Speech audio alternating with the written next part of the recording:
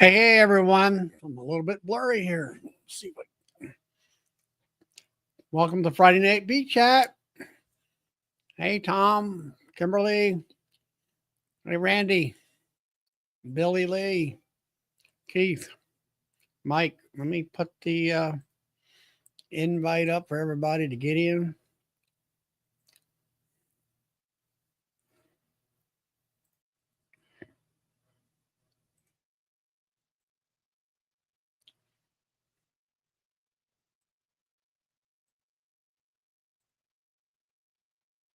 And there it is.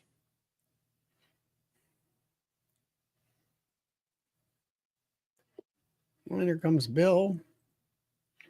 Hey, Bill. Good evening, good evening, good evening. How are you? Cold. Yeah, I know. So am I. We had I kind of go through the list there. Hey, Jack and Danette, Tom. Let's see who else. We got Keith. We got Hope. JW's in there somewhere. Thank you. It's the first one on the list. Let's see. Hey, there's Tom and Melissa. JW. Hey, Matt. Let's see. Hey, Thomas Bacon. Kimberly, hey. And there's Scott. And welcome, Thomas. I don't believe I've seen you in the chat here. Hopefully you're new. Let me get my thing all set up here. Yes, it was cold, especially, what was it, yesterday? Yeah, it's cold right now. It's 26 degrees right now. Where I'm at. It's 27 right here. And all that. Hey, Ben. Pastor Larry. Hey, Jeff. Mark. Here comes Big Tom. Hey, Tom. Hey, Tom. Hey, Charlie. Hey, Bill. How are you tonight? I'm doing good. That's a good thing. How's that knee gum coming along, or hip, whatever it was? It's good. It's getting better. Slowly getting better and better. Mike said it was a high of 19 today. Like, goodness gracious. We were down to 11 this morning, and I think it got up to 22. Hey, Doug. 2C. I'll get my calculator thing out here. Jeff and Doug. 2C. Let's see. You got 35 degrees. Man, that's warm. That's pretty warm up Saskatchewan. Yeah, it is. I think tomorrow we're supposed to go up to 42, so warm weather's coming. Yeah, by the weekend, it's supposed to be in the 50s. Yeah, same thing here. It's supposed to be pretty warm next week in the 40s, and then after that, it's going to turn cold again. Yeah, that's what I saw, Bill. See some rain, maybe snow. Yeah, Mike up there, he's 19. He's up in Vermont. So it's cold up there. Yep. Scott says 52 up in York, PA. Mike, how much snow did you get up there where you're at? We got more or less a dusting, and if you even want to call that, it didn't even stick on the grass. You know, it was like a little bit here and there for me. I can look at the back door and see snow up on the mountains here. Up on the Appalachian. Hey, Carl. 6 inches. My brother's in Morrisville. He got between 6 and 8. Yeah, we just got a dusting. Nothing much. Hi, Nancy. Long time no see. Hey, Nancy. Hello. I know, yeah, right? Oh, so Ernie Blevins has his. I could hear you. through the hold on, I gotta turn my other one off. So I'm on the other chat and I can Mhm. hear you, Charlie, saying welcoming people in. And I'm like, how am I hearing Charlie? So I'm looking on the screen here. Ernie is on this live, running through live through the Zoom. So that was kind of funny. But So is he? What's he? What does he say? Any? I guess, of course, if he doesn't tap in, I don't know he's here. oh yeah, I don't know. Ernie, put something in the comments that you can see us or whatever. But so I don't know what you were talking about when I came in, but I could hardly hear. We're talking about the other chat. Tim Varus, who's I call him commercial, don't you? yeah, he's commercial. Yeah, he's running Oh 300 yeah, hive. there's Ernie. Hi, Ernie. K3EB, whatever that means. Hey, Ernie. Ernie, yeah. Ernie takes, and he's up in Pennsylvania, and he's a nuke man. Sells lots of nukes. Oh, okay. He trained under years ago. He trained under Fat B man. who's that? The bee man. Yeah. He went down there. Hey, Richard. And all. Hey, Richard. Larry and the crew.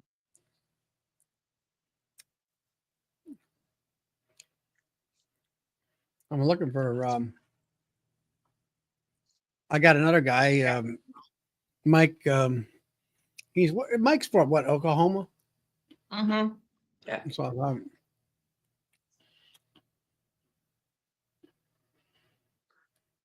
Yeah. oh, anyway, that's what's happening here. We had a little bit of snow. We had a tremendous amount of wind yesterday and today. Yesterday, I don't know, it was gusting at least 40 miles an hour. And we had to tie everything down. Hey, Matt, our barn doors and stuff like that. And support beekeeping. What's that? What is? Oh, okay. This is from Dirt Rooster. This is the Mhm. 2T from Dirt Roosters. Elizabeth said something about support your local beekeeper, and it fit. I got a 2T in my box. I'm like, what's that from? And Yeah, it fit Louis. So I just sent Dirt Rooster a invite to the dinner. I should put in there. he was. I should put in there. Nancy's going to be there. Well, I talked to him today too, and he was going to be my surprise +1. Oh, really? Yeah, but That's cool. I seen his video and reminded him. Well, he texted him an invite. That's I told cool. him to come on tonight. I don't know where my phone is.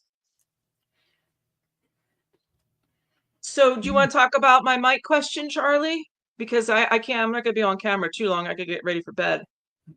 All right, you go ahead and tell Bill about it. Maybe he knows. Or Tom. Tom's a mic guy. Yeah. So I asked this question the other night, and then came on, and all hell broke loose. So it kind of got forgotten. But so my question is, That was after a fun night.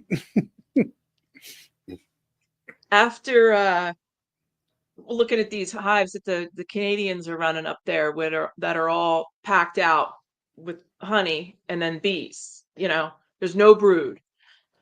How long do mites live on the bees that they're on, the foundress mites?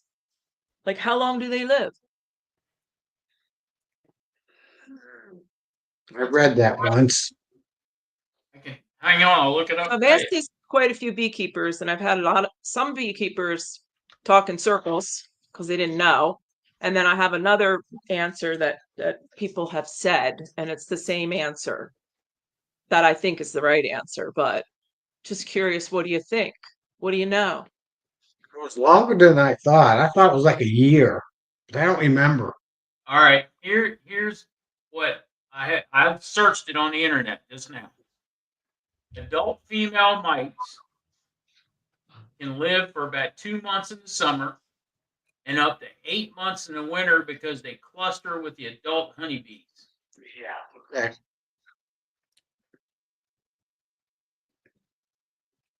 The male mates and dies shortly after.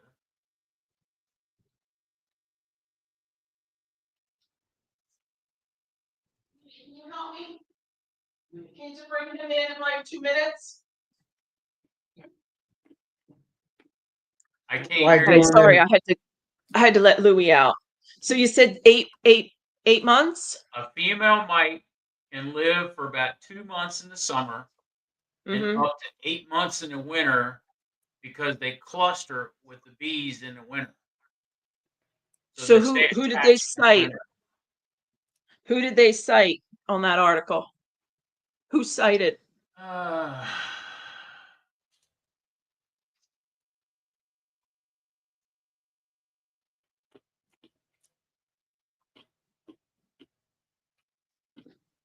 there's one from Virginia Tech.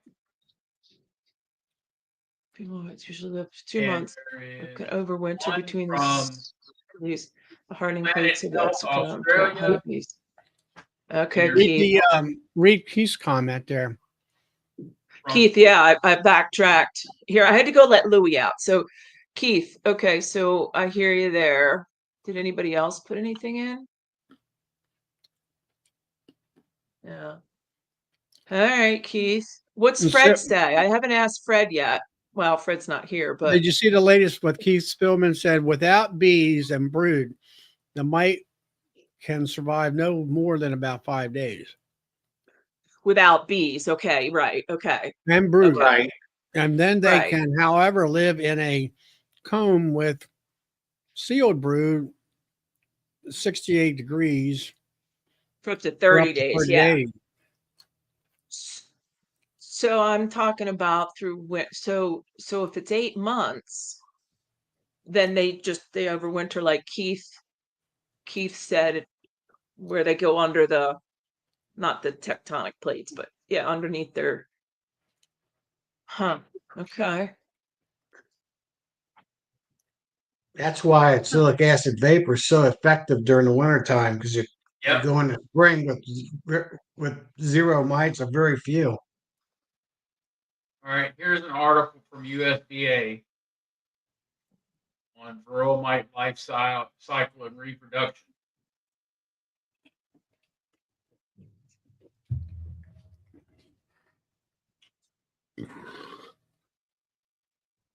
Eight months. That's a longer winter than most of us have.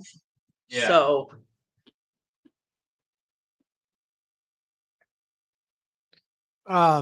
Keith, who are you citing on this? Like, who did this research?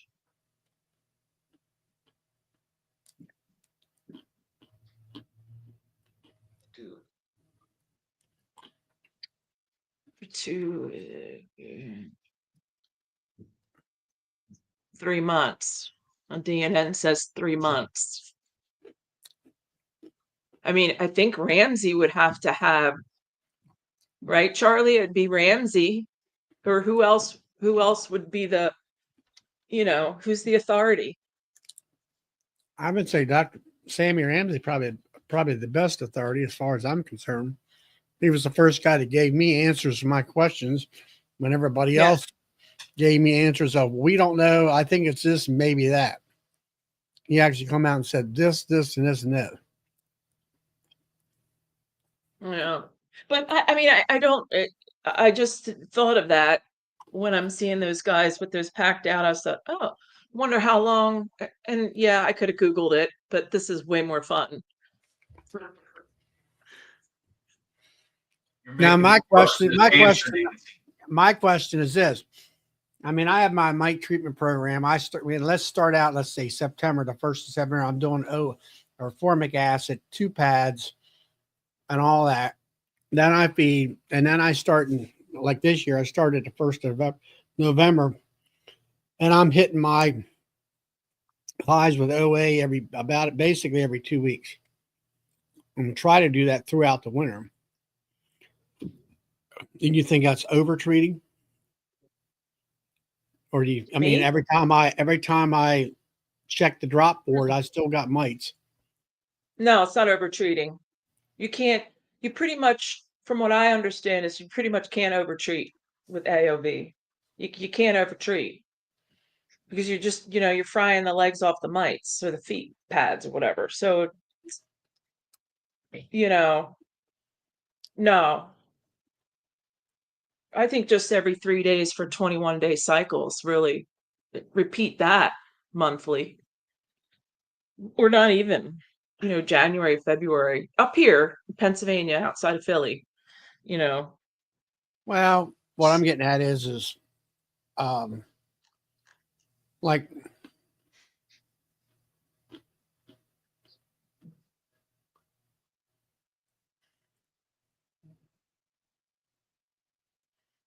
Steve wants to know why formic acid penetrates the cappings and oxalic acid doesn't. They're both. Oh, no, They're it's a both. different, it's a whole, that's a chemist question, but it's a whole, it's completely, It's a different kind of acid, number one. yeah, you couldn't, I mean, if you OAV'd like 10 minutes straight or an hour straight. Mm. I don't know. I mean, the main thing I do is I used to start out. I always wanted to treat when it was 48 degrees, but the bees started coming out of the hive a little bit, whereas the now I do it at 45, where they're still loose inside, but I don't have to fight them about keeping them inside the hive when I block the front entrance up and all that. Oh, But I never think about the temperature when I vaporize. I just, if it's hey, nice enough Sandy, for me to be out, I do it. this usually I like it. I mean, I'm always looking at temperature 45. Yeah, I wouldn't want to be out. I wouldn't want to be out anything under 50. Oh, Let's see right there. Doug's up With in OA in the 40s. Doug's If up it's there in If it's in the Saskatchewan, 40s, and he's got 4 months without any brood for at least 4 months. And I mean, they got snow and cold up there, yeah. and still mites come spring. yeah, Yeah. right. DNN apiaries. I He's don't up do there what Doug said.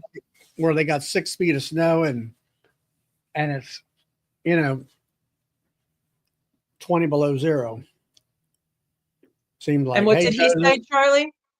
huh? What did he say? What did Doug say? Doug up in Saskatchewan there, he said most winters Mhm. we are out of brood for at least 4 months and still the mites come in spring. And I know his temperatures up there, usually they got feet of snow, and most likely, like Ian talks about, minus 15, it's like 5 degrees Fahrenheit and stuff like, I mean, severe cold compared to what we're used to. Hey, Darren.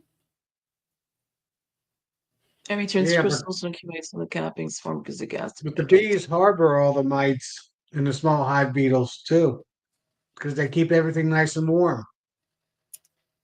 True. I think Darren's right there.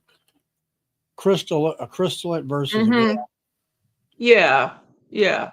It's two completely different Chemical makeup. chemistry questions. Right.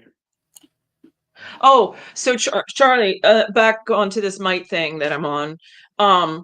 So what's NTN? I guess we'll have to wait for the expo, but what's he saying on mites and CO2? The higher the CO2, the less mites, or no difference, or because you talk about Doug up there in Saskatchewan has such 4 months, or whatever he said. What's the CO2?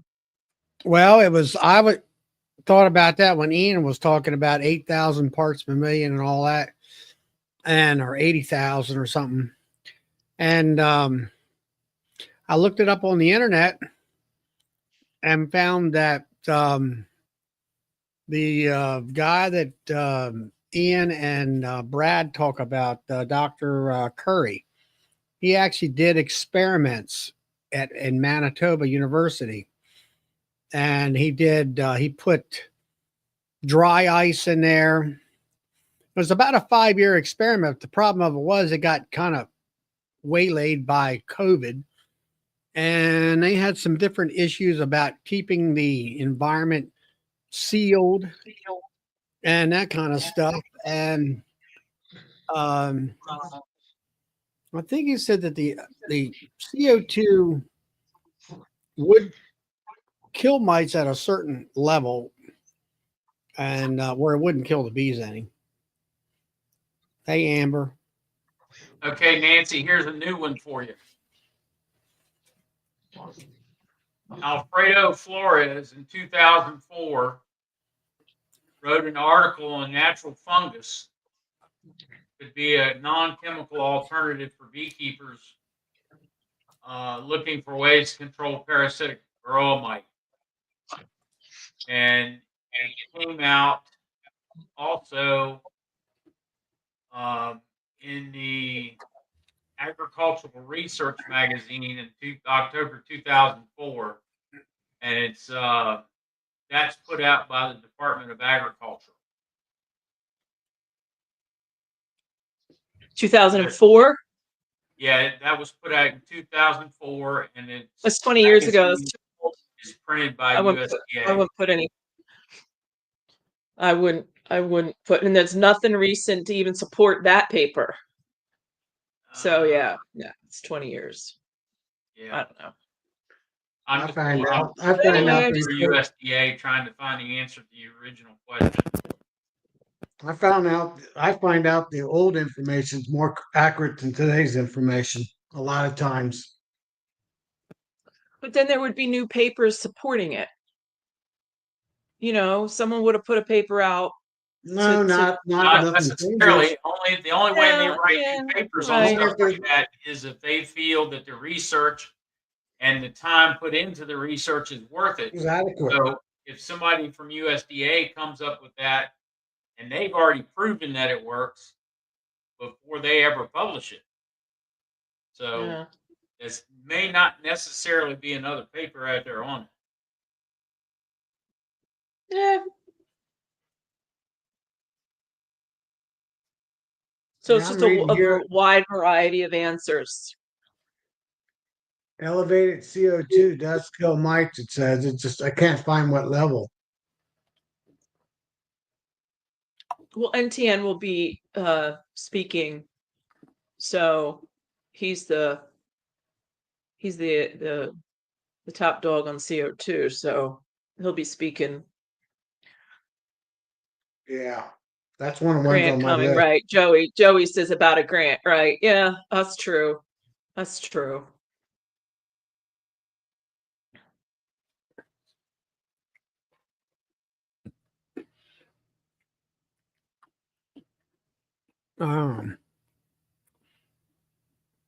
Roy is mentioning November, and then I always find a window though. I mean, I usually find a window in January and February to do a OAV. We're It's always not up gonna in hurt. Michigan. I don't remember. He's I couldn't up remember there where in Roy. North Michigan, so he got a lot more severe cold. Yeah, his days will be further apart than me down here, but by Philly. These can take a very high. Just said that high heat needs scuba equipment to go in. Bees can take a very high CO2. Yeah. In fact, they go. Well, Right. now that kind of reminds me of something, and I can't say a whole lot, is that I have another beekeeper friend in Canada that had a shed that was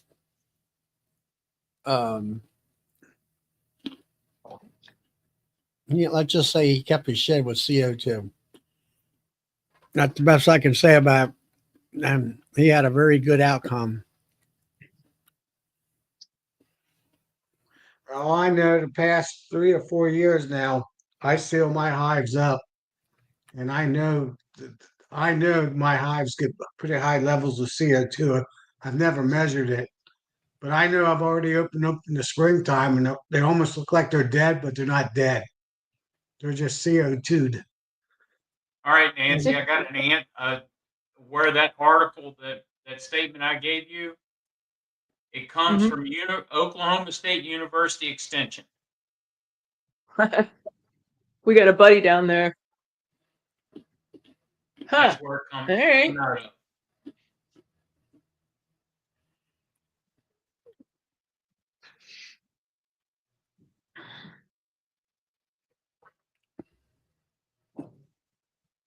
%8.5% can significantly That's that. increase. You said that.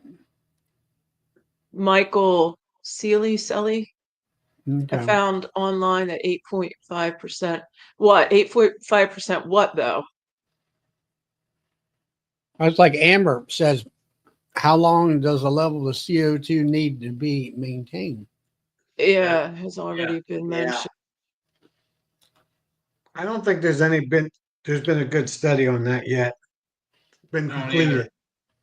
Well, NTN's going to have new stuff for us this year. He's got some new research to Right. report on. So, Because he was, I watched his recent video where he had just got the CO2 sensors and he was doing more experiments with that. He Right. had one video, I forget where I seen it, where it kind of put all his stuff that he had already been doing as individual videos kind of in one. I know what it was. It was his presentation to the Michigan bunch up north, James.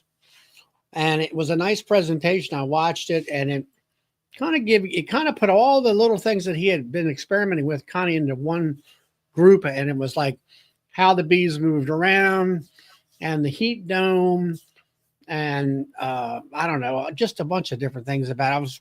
I found it quite informative. Mm-hmm. Yeah, he's the one that did the research about the bees moving with the sun through around Really? the hive. Like, yeah, so in the east they start like in winter they move with the sun, which Well, makes sense, but I see. he has that Figured, research. I saw that myself when I first started, where my Mm-hmm. hives are here, and when the sun was over on the, let's say if you're behind the hive to the left side, and then when the sun was going down in the in the west, the bees were over on that right hand side wall where it was warm, and they would Mm-hmm. follow it all. And here it is.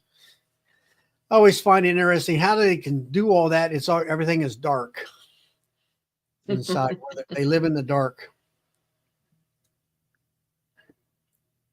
Well, Nancy, I do know one thing that kills bees, and I thought it was just humidity, but it's humidity and temperature. I always did my testing in the month of July when it's our hottest.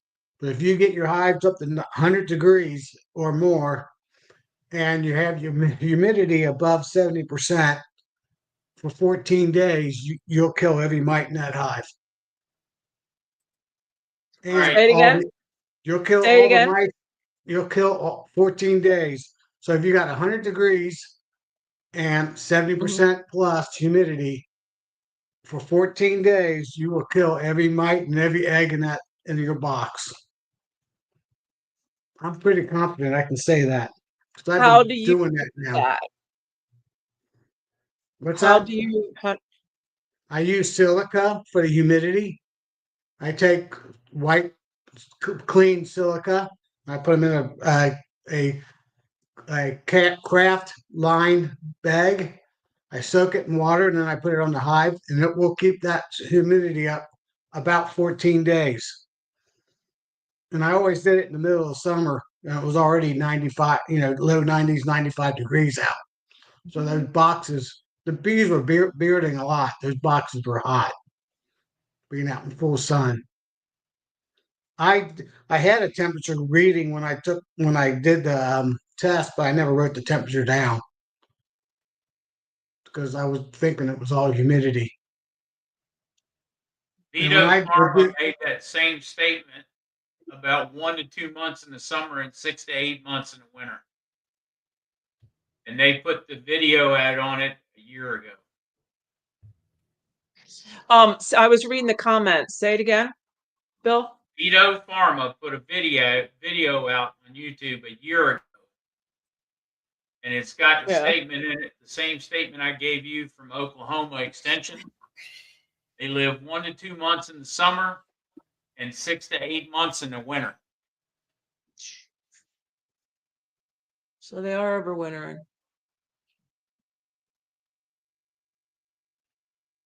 And I can send you the link to the video. Yeah, they put the video. They just attached a video recently. You said.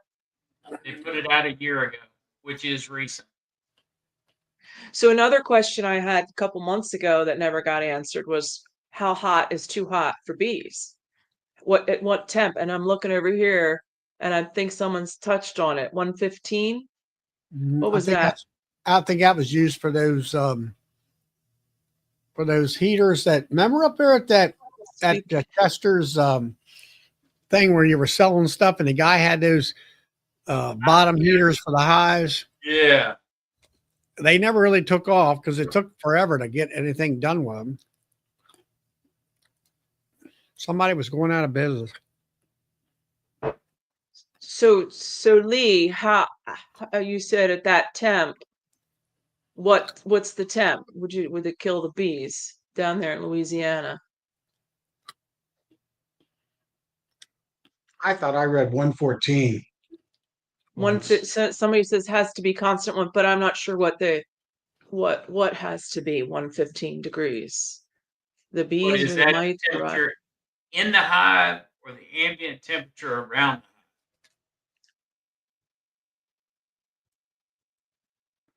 Because if you have a hive in direct sun, it can get hotter than that inside. You know, all my stuff Yeah. is in direct sun. Yeah, mine is too. And I But, work them in the sun. Around but- here, it's direct sun around here on the East Coast versus, let's say, in Oklahoma, where it's more desert, which is even hot. It seemed like it's even hotter there. But it's, the bees will regulate. I mean, I think it's when they get in trouble and are sick and they can't, how high would it have to get? I think a healthy hive, it would take a lot because a healthy hive would keep moving that air. Right. Sandy God, does. I have constant temps high enough to kill mites. What month do you do that, Sandy? You're going to form it pro in the spring. Are we talking April or February or? I mean, not February, but March. Could die at 115. Okay, there's Stewart again, 115. All right, if they can't keep it below. You have to Yeah, make I sure mean, plenty of water. my hives are in direct sun, but I don't think they're ever, Yeah. if they hit 100, it would be high because Yeah. they would keep it. I run screen bottom boards too, but they're strong enough at that time to keep things. So I run solid bottom boards.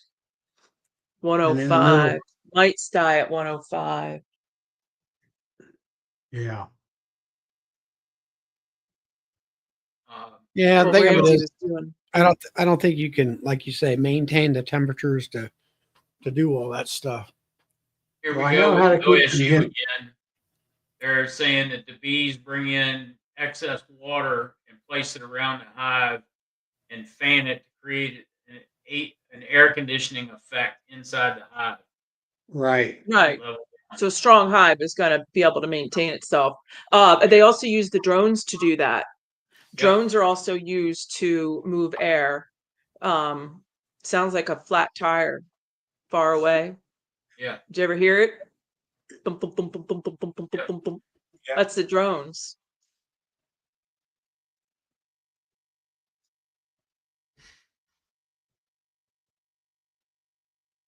Yeah, I know how to keep the Mites. humidity up in a hive, but I don't know how to keep the temperature up in a hive without, using electricity. Mm-hmm. And your solid bottoms, Tom? I run solid bottom boards and my hives do get hot when they're out in that full sun. Mm-hmm. I think sometimes there's not any bees left in the hive. They're all outside. I'm Yeah. serious. Hey, Danny. But they've done studies that doesn't slow down honey production or nothing. The forager bees are I still wish- flying, just all the nurse bees. I'm gonna try and find this picture of I don't know how many boxes it is, but it is completely covered in bees. That's how That's a mine get solid. in the summertime. The whole front of it and the whole north side of it is loaded with bees. Yep. Yep.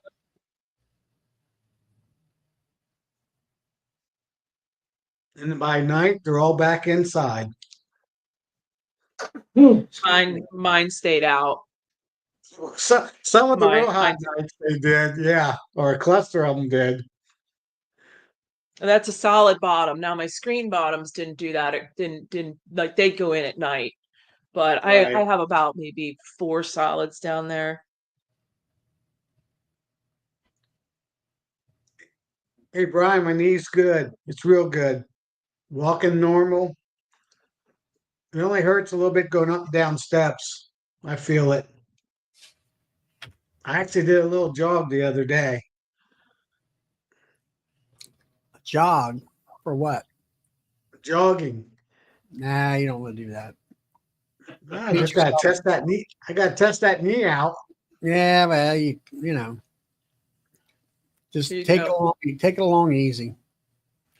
What do you got there? Yeah, Pot? right? This is the hive with, can you see it? It's reflecting, Kind isn't of. it? Yeah, you can see it's loaded. The whole thing's loaded with bees. Right Yep. there. Yeah, look at that. I think Yeah. it's 2 deeps, or I don't even know what it is here. A medium, a deep, and another medium. So it's a deep and 3 mediums worth of boxes. And that's bees all in front of it. Yeah. Mhm. And why Familiar. is I that? showed Because that. I showed this to the other chat that Charlie and I are on. Oh, you should have heard them. They were nuts. Oh, gee, you better get in there. I said, I'm not touching that hive. Are you kidding me? That's full of brood. I'm not touching that hive. You'd be nuts. But yeah, there's nothing to do to a hive like that except say thank you.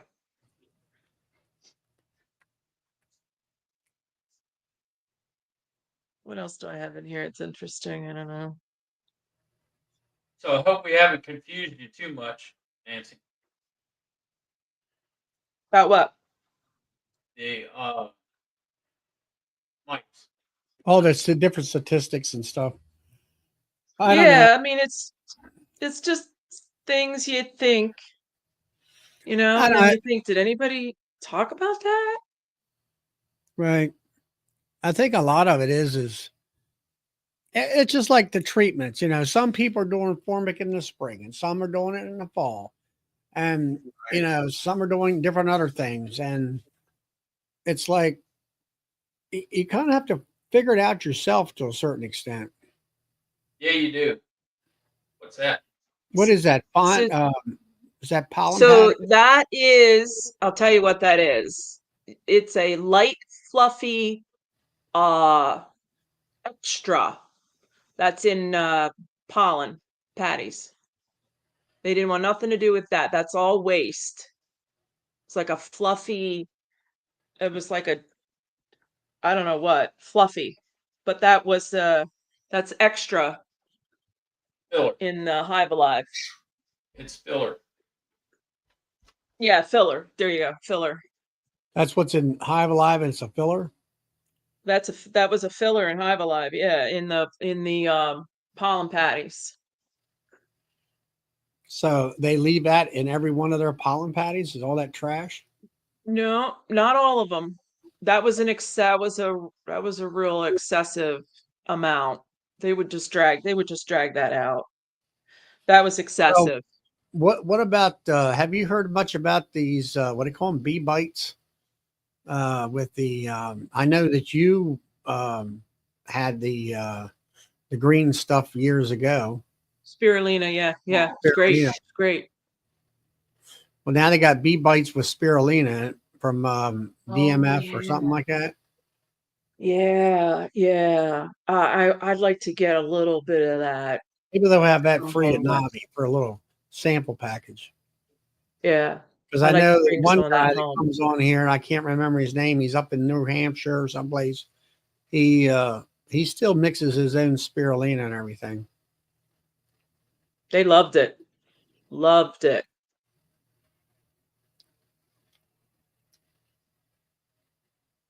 They'd store it too. You'd see it. You'd see the syrup. It was green Mhm. or blue actually. It's turned kind of a light blue because they Yeah, stored that. Tiny Creek. I got 20 pounds of Global with rocket fuel ordered too from Navi. I think it's what is it, 4% or something like that, 5%. I got all kinds of 4% left. What's oh, I don't know how to go back.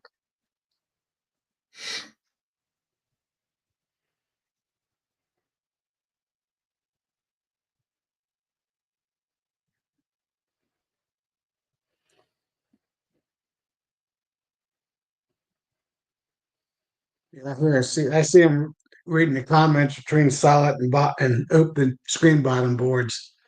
If I was in a hot area, I would probably go with screen bottom boards, but I like the solid bottom boards for winter time. Yeah, if you were in Arizona, someplace Texas, Oklahoma, if you're in the Midwest where it gets hot, stays hot for a long period of time, I'd recommend a screen bottom board. But if you're on the East Coast, it doesn't stay that hot that long. Right. So Yeah, it's a 50-50 over here. yeah, 50% solid, 50% screen, and everyone swears up and down they got the right way. So that's right for their yard. Yeah. So yep. Yeah. What what the did what did So Keith say in here? Keith said my bees get redneck spirulina. Well, spirulina seaweed. What you got seaweed up in your gutters for, Keith? so Tiny Creek, are you saying that you got a sample of um what did you get a sample of? That's what I can't understand. Got one of those as a sample. Did you get a global Oh, patty it's with apis in it as a sample? apis. I put into my sugar bricks. She might be talking about the bites. Apis. Well, no. Oh, she's got a sample of the bee bites with my order. Oh, okay. Okay. Oh, I'm way behind. Algae in the gutters. Bees like yeah. Yeah, they like the muckiest water they can get, yeah, they do. but that's not spirulina.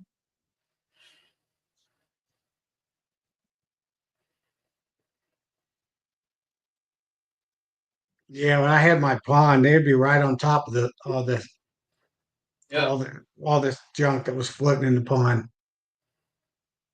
Yeah, Well, Fred did that years yeah, ago. Fred did a water test.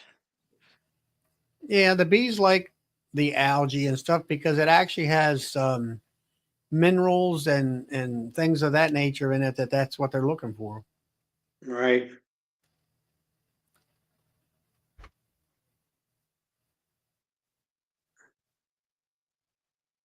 Oh, Darren's yeah. Yeah, Gary said a pinch of sea salt. Yeah, they like that too. yeah, they do.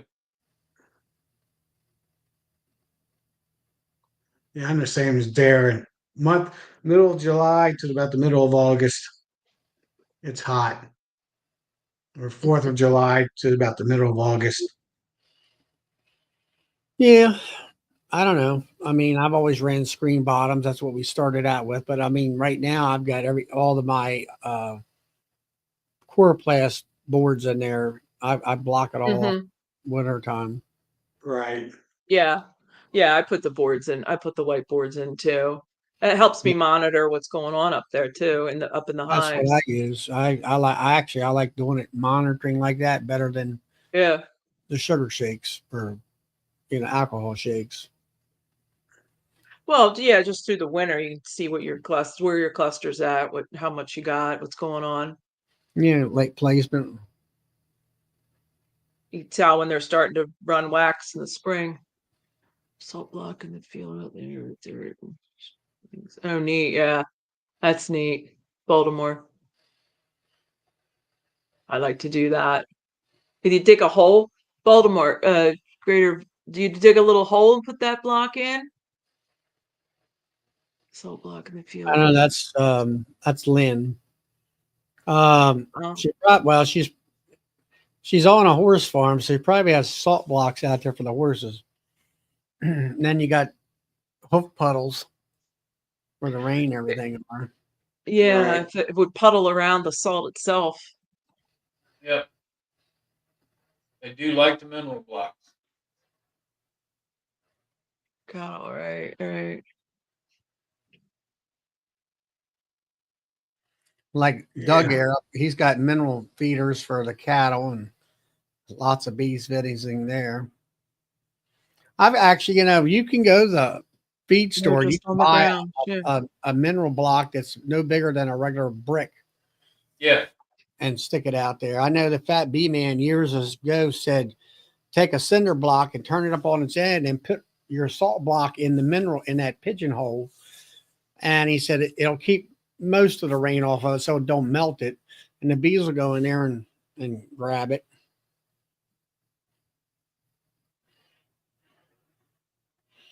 Yeah, they like that's like Mm-hmm. they like these salt pools and our regular pools that Mm-hmm. have chlorine in there. Fat Bee Man talked about that 15 years ago, where you put 2 or 3 drops of Clorox bleach in Yep. water Mm-hmm. and it'll kill the How do you gut. treat your bee business at tax time? Do you do a farm form or a small business form? I do a Schedule F. Yeah. I'll have to remove myself from this conversation. Schedule Yeah. F. That way, you get the benefits of being an agricultural business. Right. I think it changes for how for state level. It's up to it depends on the state. Yeah, it depends on the state. Uh, and in Virginia, it treats honeybees as livestock. So, Yeah, 2 of my 3 acres of my property, I'm agriculture through the state of Ohio. My house, my 1 acre of my house is residential. yeah, you have land use out there. Yeah, what? You have land use out there.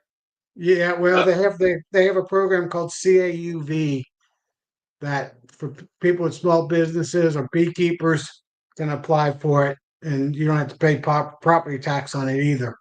yeah, we pay a It's reduced because it's rate. farmland.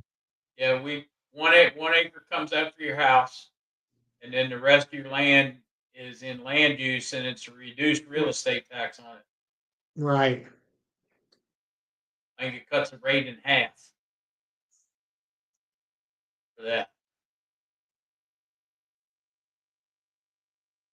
And then if you ever go to sell it, whoever buys it, if they don't keep it in land use and they want to pull it out, they have to pay all the back taxes. Yeah. Or no, 5 years back. Excuse me, 5 years back taxes on it. Right. I'm only 3 acres, so they would probably just keep it, just keep it.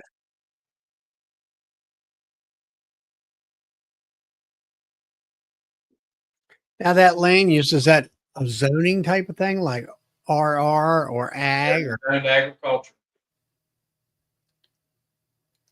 Yeah. You can petition the zoning commission to have it changed. If if you buy, say, 6 acres, and you want to put 5 of it in land use, and it's zoned residential, then you can petition the zoning board and have those 5 acres zoned as agriculture. Yeah, but is that permanent? Is that, I mean, up here you have rural residential, then you have ag, and then you got your 3 different levels of commercial. You And have Virginia, you have rural residential, you have R3 ag, and then R3 and commercial and heavy industry.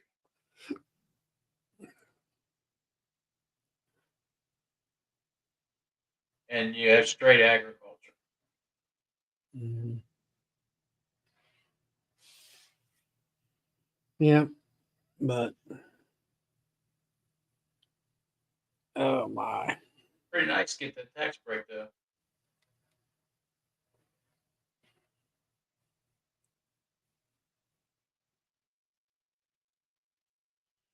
That's sort of what it is here, Keith. You have farming, timber, and not wildlife, but farming, timber, and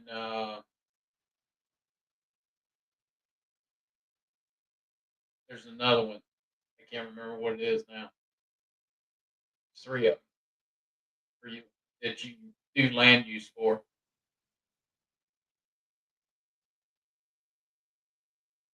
Mm.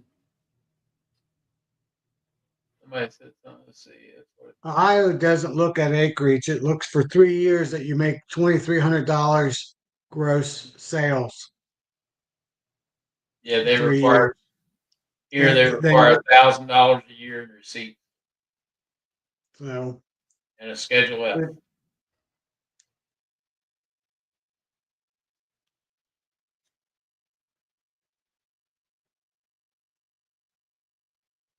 I think after the second, not net, just gross.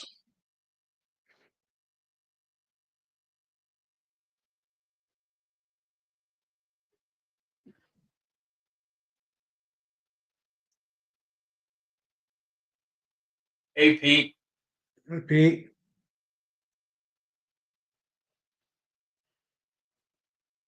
Yeah, Ohio bees are considered livestock too. Yeah. Oh, is Maryland considered livestock, Charlie? I don't know. They just have ag, as far as I know. Bees, Yeah. I think they used to do that so many highs and they would give you a tax break, but I think they got rid of that. They found, I guess they, sucking the most money out of you. Yeah. In Pennsylvania, we get a tax break on our property. Not a lot, $300 maybe, because of the bees in Pennsylvania. But I had to apply for that. Yeah. Right. Yeah, they won't give it to you. No, they're not going to Yeah, you give you gotta- anything. You got to apply for it. Well, they don't know I have bees. I mean, they do, but not really. Like, Well, my state does because I have an inspector that comes out every year. Since I sell yes, I do bees. too. So I'm a license through the state, but then the entity that gives me the tax break are two completely different entities. They don't talk to each Yeah. other. So, Amber, you're trying to draw wax. What time of year are you trying to draw wax at? Mm.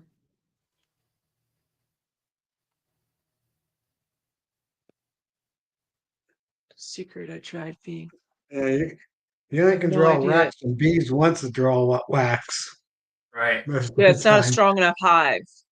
If you're feeding them 1-to-1, and they'll pull wax. I mean, not in like September or wherever you're at, but Yeah. the hive's not strong. It's a weak hive. Would be my go-to on that one. Yeah. Yeah, I can't wait to get to my 40, 50 hive numbers, because the startup cost is a lot, but I guess it is with any Yeah, business. tiny. It's definitely easier in the springtime because that's when you're young bees are coming out, which are your wax bees, Mhm. and they will be wanting to, everything is in line that they all want to grow and get bigger and bigger and bigger because they want to gather honey and stuff for the winter. So that's the mindset of the bee at that point in time. So yes, Right. Is Darren still on here? Darren, I'm sure he is. Yeah. Can I give my class schedules? If it's all right with you, Charlie. Trickle feed. Yeah. What's that, Reducing Bill? the entrance. Mhm. Sorry. Can I go ahead and give everybody my class dates that I've got scheduled so far? Sure. I mean, is it on a? Can you put it up in the? I'm going to post it on Facebook, and then I'll post it on No Life Beekeepers as well. You want to Everybody present can it see. here? Yeah. It's electronic, right? Is it The one in Word? February, the splits class will be. I have Hold up. a Wait a minute. 15th of February. Yeah, but do you have it in an electronic form so you can put it up on the screen? No, I don't have that. All right, go ahead with your stuff. What is it? All right, February 15th is a splits class. It's been advertised on my Facebook page. I'm going to go over like 6 or 7 different types of splits in the classroom. And there will be equipment there so everybody gets a chance to practice doing it without bees.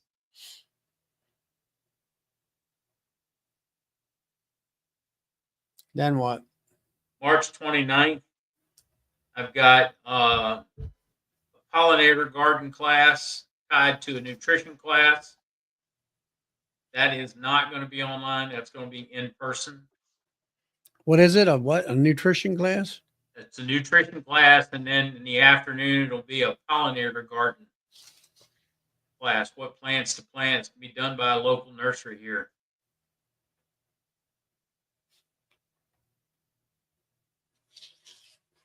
And then April 12th and 13th, it's a 2-day class. It's in person. It's going to be a queen rearing class. We're going to start with the tools and setting up a cell builder. And then Sunday, we're going to graft. We're going to create the grafting frames and do some grafting and then put them in the cell builder. Oh, you can just put me down for that. Okay. Yeah, I'll probably be there. Do that. What day is that? 12th and 13th. 12th and 13th. Saturday and Sunday, I guess. Saturday and a Sunday. All right, I'll have to check. I do a B class, 2 B classes in April, but I don't know what Saturday that is yet. It's usually the 1st and 3rd. Okay. Sounds like the 12th is the second one, so I might be available.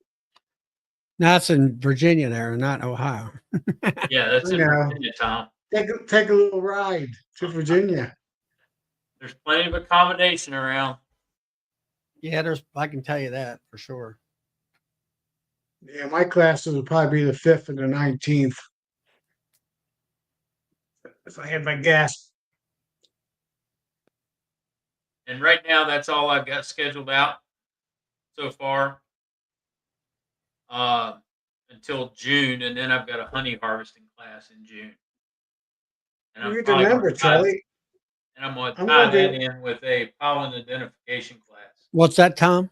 I'm going to be retiring, so I'll be able to take road trips.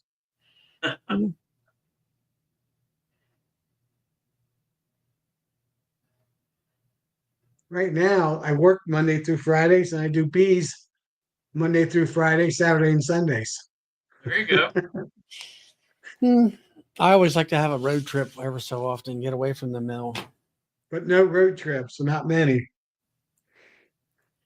You say February is a splits class. What, you're just gonna, it's just a in-house class type of thing or whatever? It's an in-house class, and I'll probably put it online. I'll do a video of the class and put it online. it on YouTube because we're going to cover 6 or 7 different splits. So it's going to be a full day. You got to undo your mic. Yeah, I'm gonna get off because I All have right, a Nancy. show tomorrow. I mean, I'm gonna stay on. I'm just gonna go off screen and get out of the Chat. Yeah. StreamYard part. So good You night. got to. All right, Good dear. night. See ya.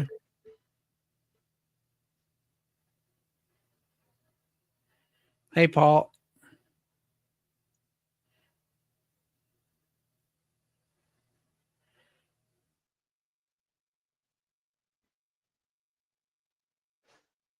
So I think everybody will enjoy them. You know, Yeah, like everybody April, involved. January, February, March, February the 15th. Your splits class. All right, that's just going to be basically. You're just talking about it, basically, right? Well, no, I'm gonna have the equipment there, and everybody's gonna get a chance to do it without me. Without bees. Yeah, because February is a little bit too early around here to do splits. Absolutely.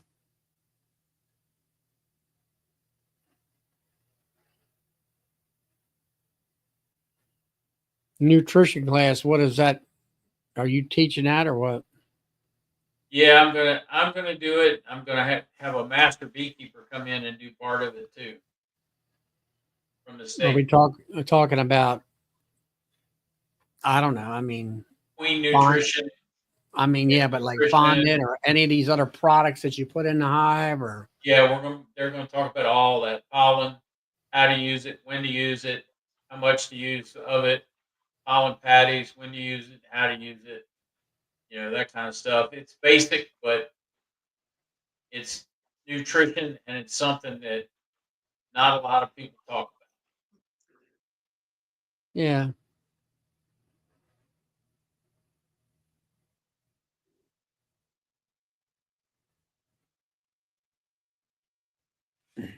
And then the splits class, I'm gonna cover the Demaray, the Terranov board, walkaways introduced. I got a couple others, the Mississippi split. Um, those types of splits that you don't hear much Well, about. like a Demaray where you pulling the brood up above and letting them make their own queen cells. Yep. So, Todd, what's happening out in Cali? Did you shake and bake out there? No. Everybody thinks I did, but no. If it's south, That's about if it's 300 or south, 400 miles away, isn't it? well, it's a 3+ hour drive. But if it's south of San Francisco, we'll feel it. But that was north. We don't feel those. So it was quite the chat around here yesterday. Yeah. But it's turned cold, so that's good. Has it? Yeah. What's it all at 40 degrees? Yeah.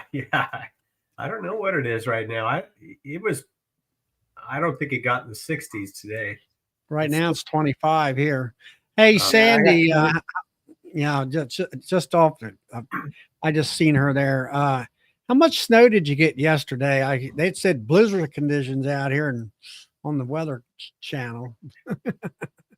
Hey, I jumped on real quick because I wanted to talk about 2 products that I got in the mail today, and the third one right here. It's Flower Street Bees hat. It's a nice hat, but I ordered some cream honey and apple pie cream honey. And holy cow, the apple pie is really, really flavorful. I mean, it really feels like apple pie in your mouth. It's good. And then the regular cream honey was excellent too. So if anybody ever wants to try that stuff, it's good. To make some of that, Todd. Oh, it's good. It's good. So I know Brian's on here. So yeah, it was awesome stuff. I ate dinner and then I sat there for a few minutes listening to you guys and spooning some, and it's like, oh man. I really like the apple pie though. That's really good. Really, really good. I have Yeah, a. we use the Demeray all the time for honey production. So what else, Todd? What else? I'm gonna start making patties soon. I think I'm gonna do fondant, that fondant recipe that Matt was talking about, and then probably in January, early January, late December, I'll give them some vapor, OA vapor, and then go from there. I think this year though, what I'm going to do differently, I did go onto Randy Oliver's site and went through the mite model with the different treatments, and so I'm going to rotate in formic. Probably the temps will be right. Sometime in March, as long as I get 2 weeks before April 1st when the oranges go, I'm going to hit them with formic. If I can't, then I'll do it right after. But using that model, I come out with I think it was 7 mites at the end of the year. So it goes formic.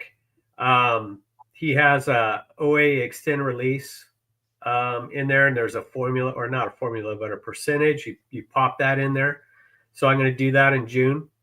And then July, probably near the end of July, I'm going to put the tablets in there. And then probably September, I will be hitting with Apagard, and then that'll be that. And what I figured out with that was when I got the 7 mite total was not OA vaporization in December or in January. So, we'll see. We talking about Randy Oliver's chart thing? Mm-hmm. Yeah. Now, what you do is when is your honey season? April, May, June, July. I mean, it kind of. All right, so it's kind of like mine: April, May, and June. Maybe a little bit into July. So, are you going to do extended oxalic right in that area there, or do any in type June, of flavor? I'll have about a month where there's really not that much that they could gather enough for themselves, but I'm not going to take any of that honey, and then I'm gonna yeah, I agree with that. Monkeys do fly sometimes. It's amazing. But anyway, so I got to try something different this year. And that's about all I know. Yeah, Sandy, I will be doing a video on the Demeray, or at least my modified way of doing it. I tried that, I think it was a year ago, and sometimes timing just to, when you're making videos, it takes time to do all that. And sometimes I'm in a hurry and I just can't do it at that time. But yes, I would diligently try to make a very informative and up close and personal look into the hive and everything. Hopefully my hives will be busting at the seams come about the 3rd week of March with rocket fuel and the honey, and and the sugar water honey and stuff like that. Yep. That's about I'm right. hoping on it. I'm hoping on it, Charlie. Same thing. And Darren, did you hear Bill's announcements? I did not. That's why I jumped on, because I saw he briefly mentioned something. Yes, he did. Yes. He's got the queen rearing thing up and running. Oh, really? So what's the date on that? April. Let me get back to it. Get your pencil and paper ready. Get my pencil and paper. Gotta get something right with. Let me go get a drink. I'll just use blood.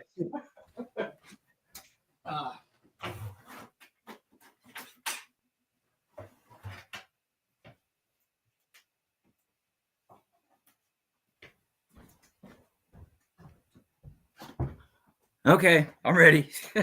April 12th and 13th. It's queen rearing class. Okay, 12 and 13. Yep. Okay, so that's all like it's solid now. It's like that's it. Like it's written in stone. Yeah. Right. What do you? So like, give us a rundown on like what's it going to be? I don't really know what to expect. So like, Setting up a cell builder. We're actually going to set one up there at the store with the bees, and I'll already have one set up, so that way on Saturday we go through all the tools, and then go through setting up the cell builder. So bring your PPE, and then Sunday we're going to do some grafting, and it's not going to be a long day Sunday. Everybody will do some grafting, and then we'll put those in the cell builder. okay. What do I need to bring besides my PPE? That's it. Okay. 5 tools be furnished. Sounds good. Make sure you launder your jacket and your gloves. Okay.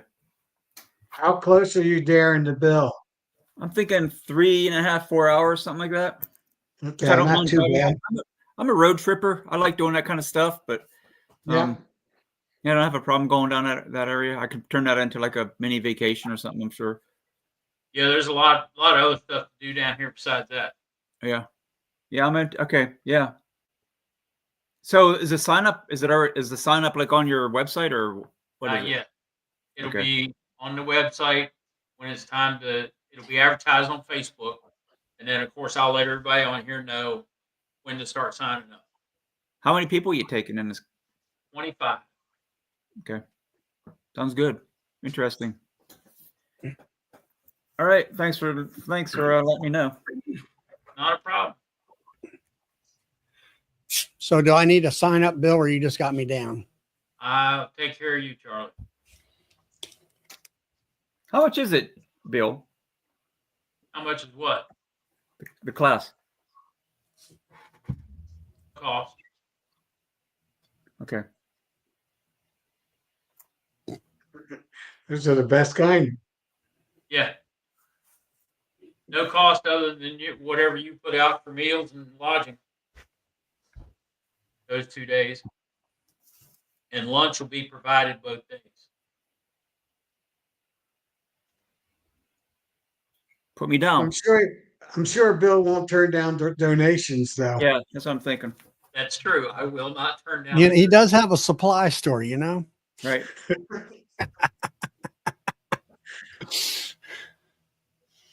Oh my. But yeah, as far as treatments and stuff, I don't know. I looked at, like you say, that extended release video that Benny put out, and I'm looking at I don't know. I want to get rid of Aprivor and put the Apriguard in. Hopefully July will be good enough to do that. If I do that and do the rest of my format that I normally do, I don't think I really need to put anything in there in May, June, or July, or April, May, and June.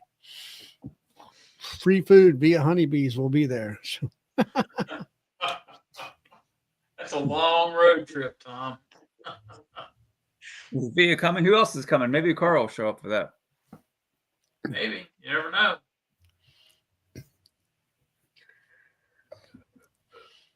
But Well, we'll I'm going to see. hit it. I'm going to hit it, guys. I have a 7 o'clock appointment. You get what I'm trying to say there. So I'm going to hit the road. All But right, I just Todd. wanted to come on and talk about Brian's honey. It's really good. Really, Hey really Todd, Todd. your hat kind of matches your vest. I like it. good. Well, the hat's coming off and the vest's coming off too. So I got to change. I'll see you. All right, All right. buddy. See you guys. See you Bye-bye. later.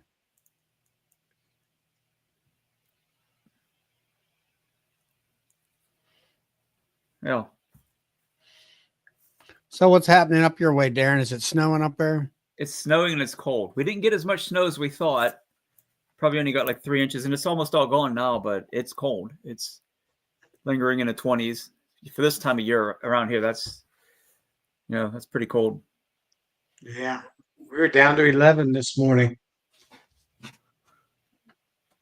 So I don't know. There's like I heard 2 different forecasts that like our area, like this part of the U.S. is going to get like a really severe cold weather, then I've heard other people saying it's going to be above average. So I don't know what to expect, but I know so far it's been below average, which I don't care. Darren, The bees are flying. They Huh? can't forecast the next day. How can they I know. forecast out any farther? Yeah. I'm going after the farmer's almanac now because nothing else is working. Yeah, there you go. Like AccuWeather has like 11 models that they can use to forecast the weather, and they can't get it right. No. Yeah, you see all these strings going everywhere, and you're like, which one is correct? You don't know what to expect.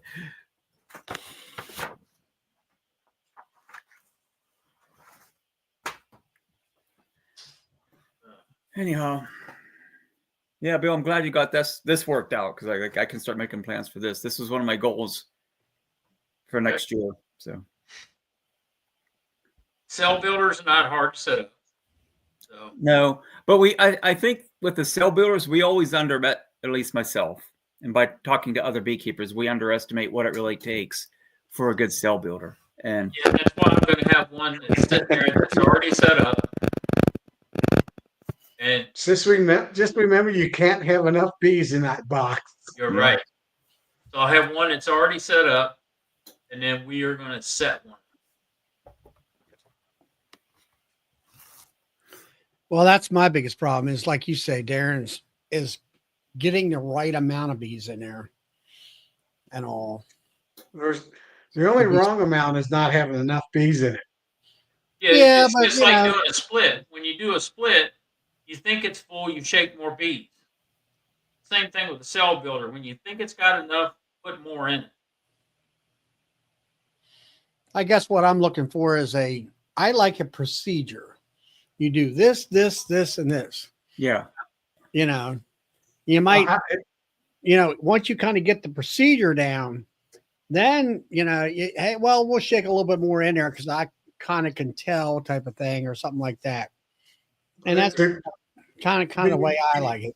You got to ask the question though. Are you doing one stick of 20 or 25? Are you doing two sticks of 20, 25? I got two sticks. I normally do with two three sticks on it. 15. It all depends on how many you want to graft.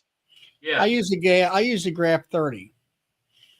So then you probably could just use a nuke or a That's 6 what I or do. 7 frame box. I use a nuke. Yeah. You don't need a 10 frame box. But I need to be able to go in there and say, okay, I need to go in there and start this 14 days ahead of time in order for that cell builder to be ready to go type of thing. Right. But if you're putting a frame in that's got 45 to 60 cells and you're putting 2 of those in, or one day and one the next day or 2 days later, you better that's a whole different conversation. You're right. It is. Are you talking about putting grafts in, you mean, Tom? Yeah. Now, see, my schedule, I got it. It's like I say, I like a schedule. I like a set of, format, Right. I guess you'd call it. So basically my thing is that, if you want to, I look at the end result. Where do I want to be with a cell or a queen? I want them queens to be hatching out, let's say Saturday or something like that. So on the weekend, so you got things figured out, or, I think I always grafted on a Wednesday. Wednesdays was always graft day. And then you got Wednesday, Thursday, Friday, Saturday, Sunday, Monday. And then that following Monday, the cells are capped. Then I take the cells out of the hive, put them in the incubator. And then what is it? 7 days later. 7 maybe is 8. It varies what if temperature you have. if you're going to let's say if you're going to put a cell in a 2-frame mating box, I always like to give myself a day and a half before it hatches. Yeah. Or lately I've been putting them in incubator and letting the girls hatch out. And put them in cages and let them hatch out. That way I know I got a queen, or at least a virgin. Then I walk them out there and I stick them in the 2-frame netting boxes. Let them walk right in the front door. And I always let mine hatch out now because you'll be surprised. Every once in a while, you'll find one that's missing a leg or something. mhm. So this way, I know I got a good, viable queen that I'm putting into the box. So Tom, what's your method for like building that queen builder though? Like, how do you do that? I do 30, typically 30 to 40. And I actually have a special 6-frame box that I built just so I can do that many at one time. And I'll put in one food frame, maybe one food frame. I definitely want to have 2 frames of pollen, 2 full frames of pollen in that box. I always put in 2 frames of old cap brood. So that's 4 frames. Then I will put in 1 frame of food. That's my 5 frames that I put in that box, all with bees on them. Loaded with bees, every one of them, except for maybe the food frame.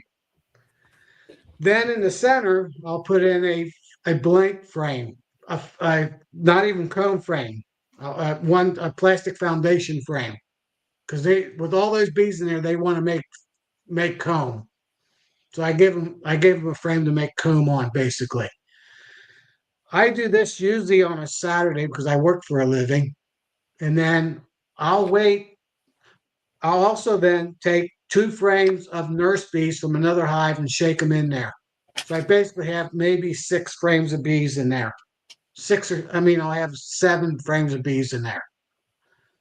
I'll wait 6 days. I wait a whole week because I work. So I do Saturday to Saturday. I'll pull those 2 frames of brood out and I'll make sure there's no queen cells. If there's queen cells, I'll destroy them. Then I'll put those frames are usually half empty now. So they're actually, if they're fully empty, I'll take that frame out and put another pollen frame in because you need a lot of food in there, a lot of pollen. Yep. So that would need at least 2 frames. Sometimes I'll have 3 frames of pollen in it. Then after that 1 week, I'll go into my other hives again and shake 2 or 3 more frames of nurse bees in. So now I have 2 frames that it came out. So I probably have at least 10, 12, 11 frames of bees in that 6-frame box. And it's packed. And they'll be hanging outside the box. Oh, so you don't seal the box? I don't, well, I haven't got to there yet. The box is open that whole time. They're flying in and out. Then I'll graft that same day, and I'll go ahead and I'll take that frame out that had the plastic foundation and put my graft frame in that slot. I will I'll close up the entrance of that hive then. And even if I knock out some forager bees, I don't care because they're forager bees anyway. There's enough in the box. Box is loaded with bees. And then on about 4 days late, 3 days later, 2 to 4 days later, I'll open that hive back up. The only reason why I close it up is I don't want virgins to fly in. You'll be surprised that virgins will somehow they know that hive doesn't have a queen and they'll fly in there. Other virgin bees from other hives, from neighbor hives or whatever. And then like I do what Charlie says, I wait to the day that they hatch out. I'll take them out and put them in an incubator and let them hatch out on the 15th day, typically 16th day. You can control between the 15th and 17th day on the temperature of your incubator. If you run it at 90, 92, it'll be more like 17 days. If you run it close to 94 degrees, 95 days, you'll get them 14, 15 days. Yeah, So I will I'll play a little bit with the temperature to work out with my work schedule.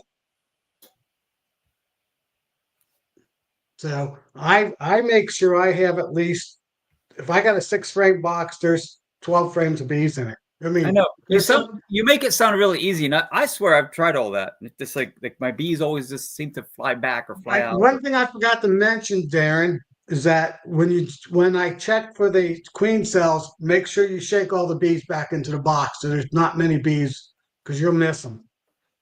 So you want a beeless brood frame to check for any queen cells.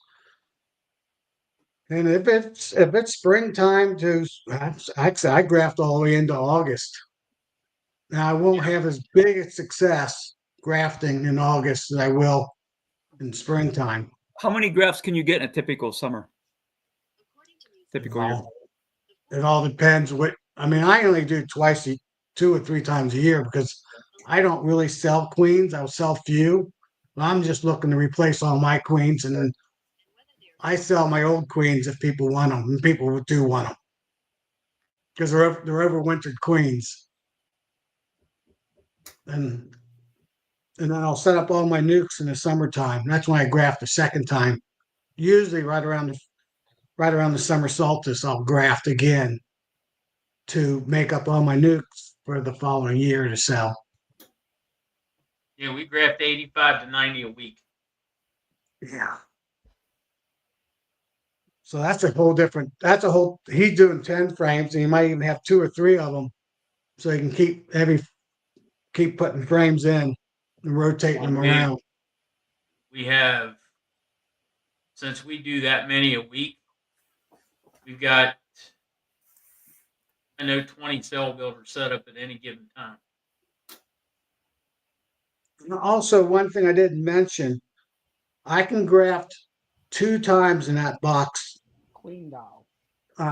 Basically, I'll graft, I'll let them emerge out, or I'll see how many cells I got. And if I got a good number, I'm done with that box. I got all my 30 queens that I need.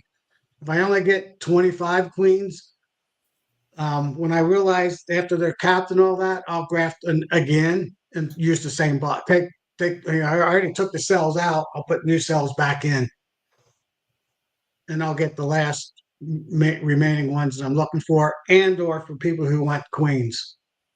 I'll send an email out saying, "Hey, who needs virgin queens?" And I'll need 5, and I'll get 10. People say I need, I get an order of 10 of them, and I'll do, enough cells to get some virgin queens for my customers,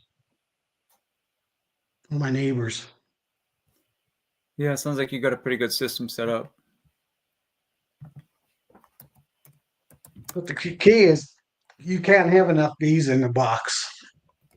No, And you want young bees. Yeah, you want the youngest first bees you can get in that box. And a lot of people don't realize you want a lot of pollen in your hive. And I also put a feeder. I feed them 1-to-1 on my when they're making their cells. You do? So Yeah. I did that. I did that last year, and they completely sealed the queen cells. Like they sealed everything shut.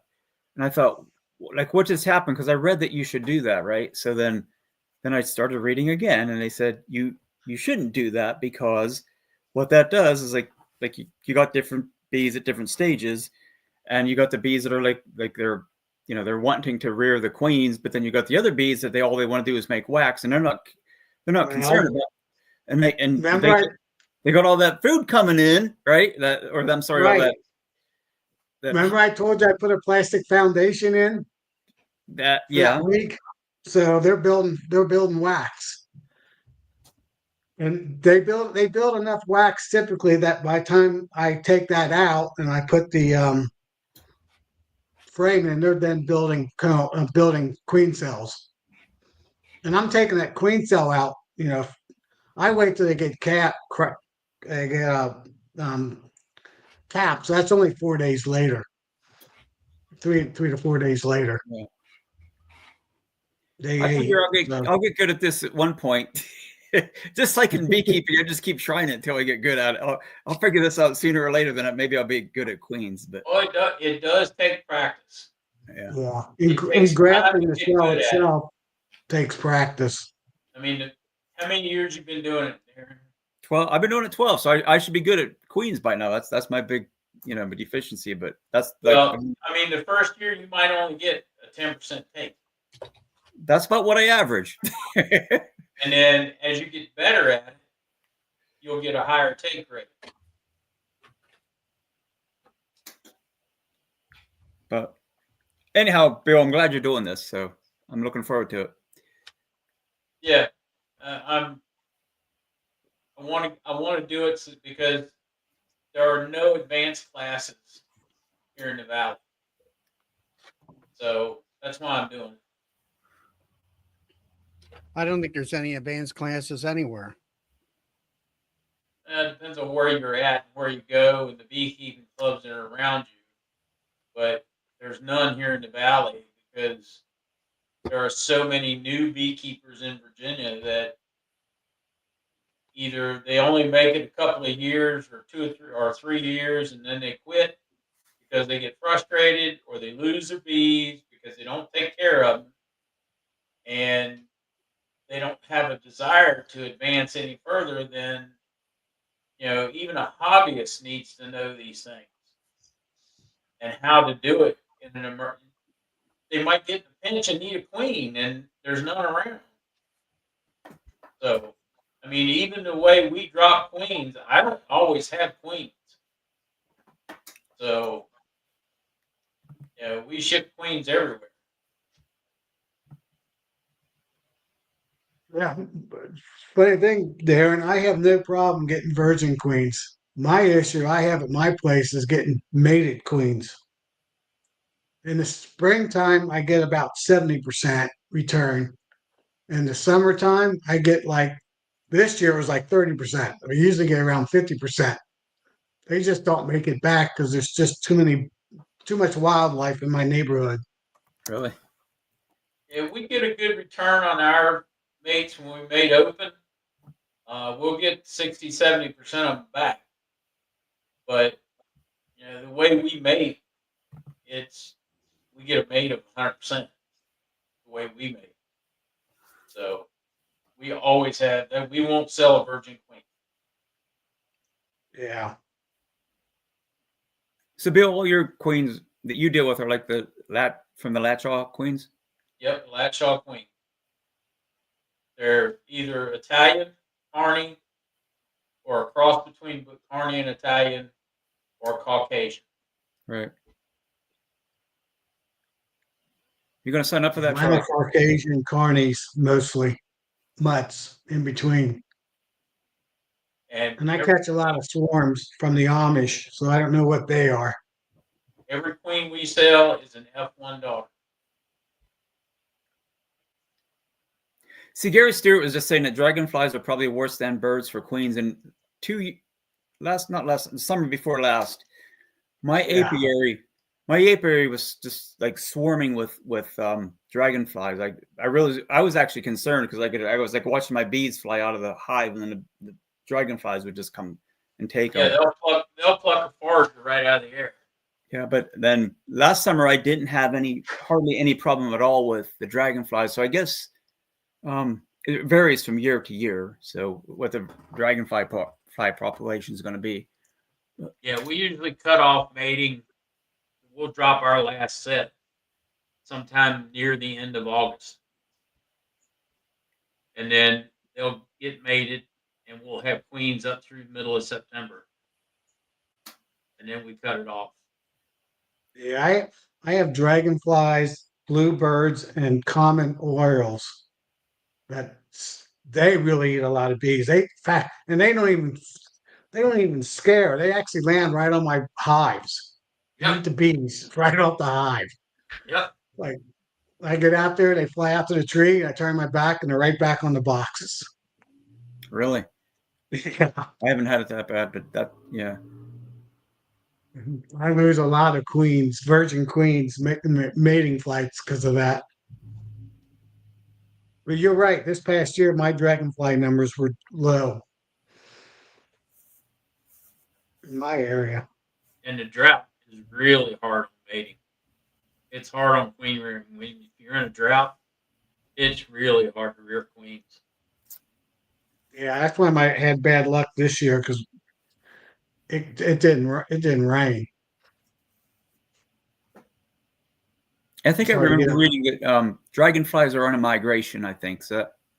Tom, that might have something to do with it because I didn't have nearly as many dragonflies this year that I did the year before. So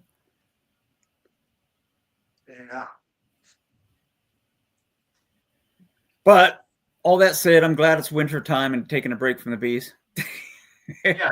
Other than talking about it, getting ready for it. Yeah. As soon as I'm done with that, and I'll be making patties up, and I plan on putting them on second or third week of uh, middle of February, maybe first week of February. I think I'm going to do the same thing because I always waited till like the end of February or getting a It's March. too late. Yeah, because they're already my bees are into that maple pollen already by that time. Yeah. So, Yeah, the maple trees are blooming. right. So I'm thinking early February. Yep. I'll find a 50 What I- degree day. Come First March week of- around here, it's maples are out. Yeah, they're out here in March. Yeah. And like Greg Burns was saying on one of his videos last year that there's some YouTubers were saying, well, you can't put that on too early, blah, blah, blah, because it'll cause your bees to grow too fast and then they'll swarm early and everything else. I don't think My answer to that is called management. right. Yes. Right. It's like when you put rocket fuel in.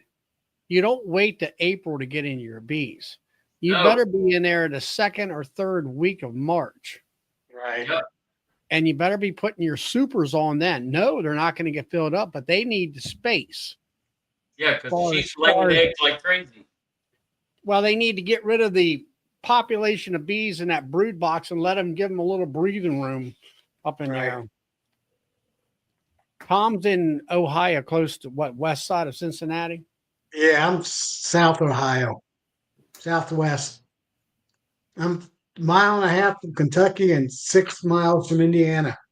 Yeah, Tom, when you come out here, all you got to do is come across 64 to 81 and come up 81, 50, 60, 62 miles, I think it is. Yeah, I don't think it's too bad of a drive. No, it's not. Mike's in Where? Southeast Ohio. To Bill's. Yeah. You guys He's only pretty- 60 actually, it's not a bad drive for Tom to get here. That ain't bad at all. It's all interstate. Yeah, it's all interstate. Let's see from where you're at, Darren. We're what? It's sort of state college area, is it? Yeah. It's about, I think I'm looking at a 4-hour drive, but I don't mind that. If I can learn something from it and make a weekend out of it, that'll be Is nice. that the town you're in, Darren? I'm not in state college. I'm in actually like more like Altoona, but that's probably ALTO. Yeah, I know where you're at. You're not too far off 81. So yeah, I'm a little bit warmer, Darren. So I might be putting my patties in end of January. Because last year my trees came out like the second week of February. So where is Amber? Is she in Ohio as well?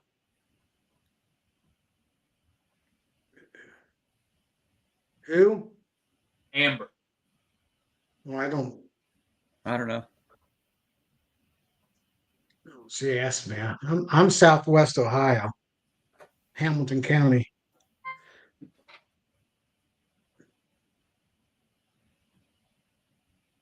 Amber, where are you?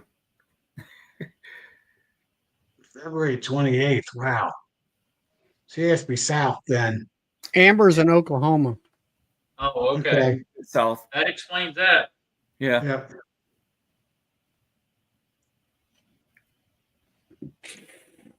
I think my earliest swarm I've ever caught was March 23rd.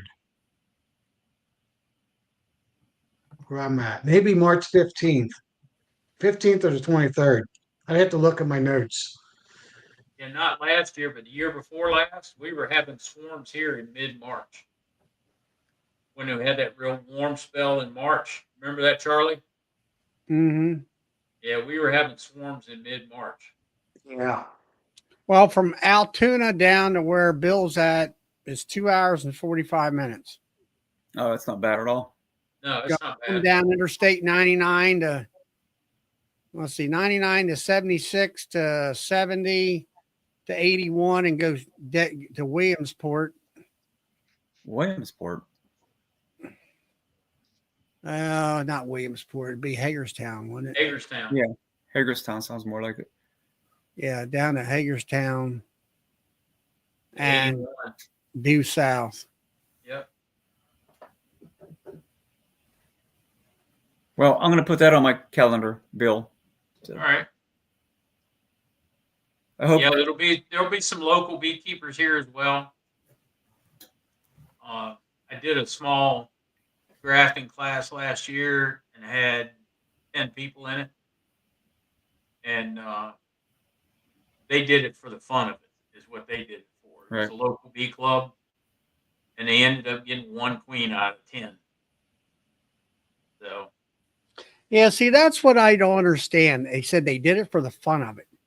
And here, I went down in 2019 to let's see, to Knoxville. They had it called the honey show down there, which was a small local bee thing for 2 days.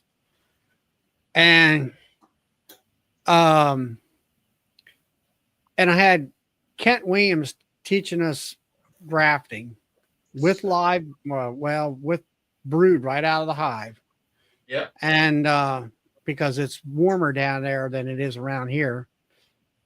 And I seen him a year or two later, at Hive Life, and I walked up to him and I said, Kent, I thanked him for teaching me how to do that, because I said, if you can graft your own queens, that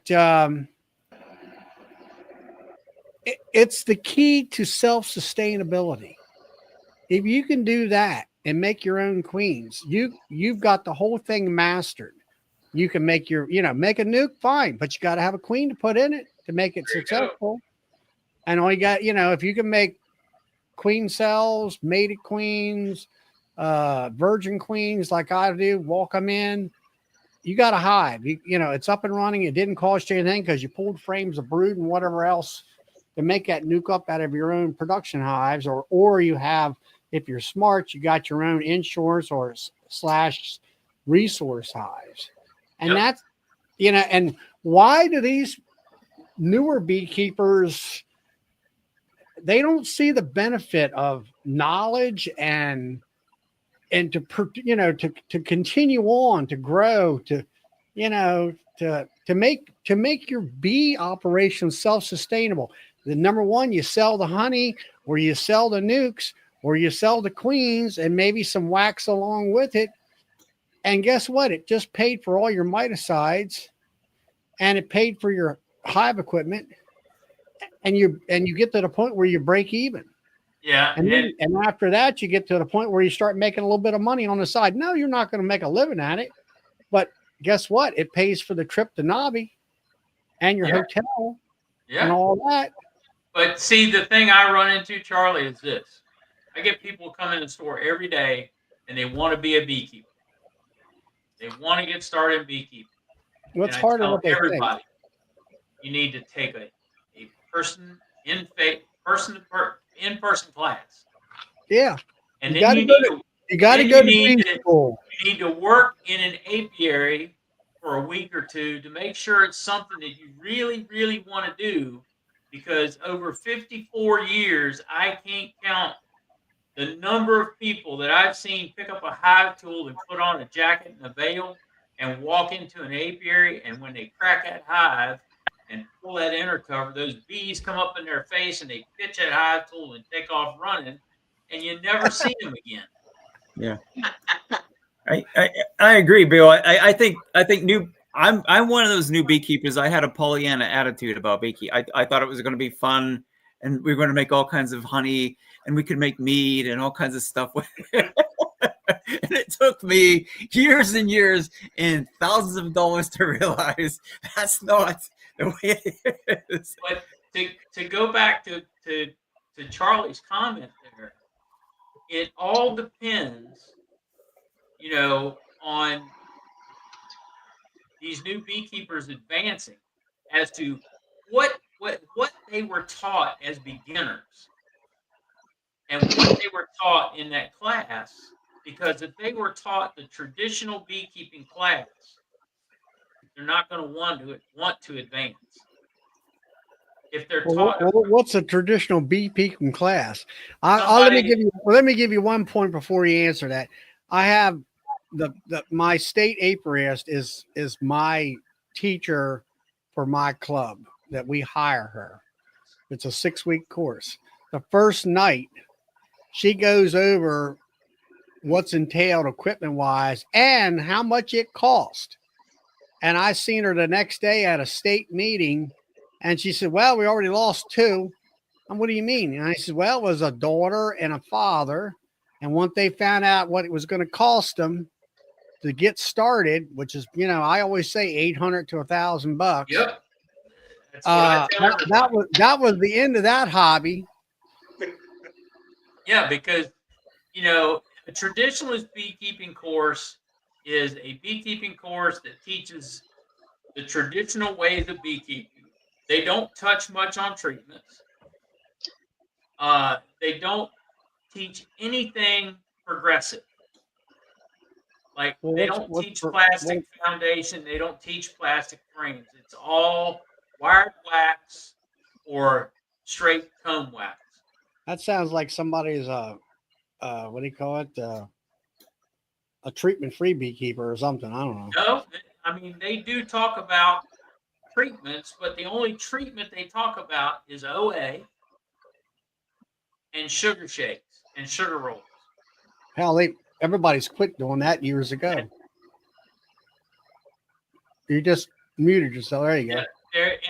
There's several clubs in Virginia that won't teach anything else. And those clubs are the clubs that are stagnating. All the other clubs teach a progressive type of curriculum. And those clubs are the ones that are advancing. They're progressive. They are into the research. They are into the science side of beekeeping. They want to know more. That must be on the other side of the mountain. Yeah.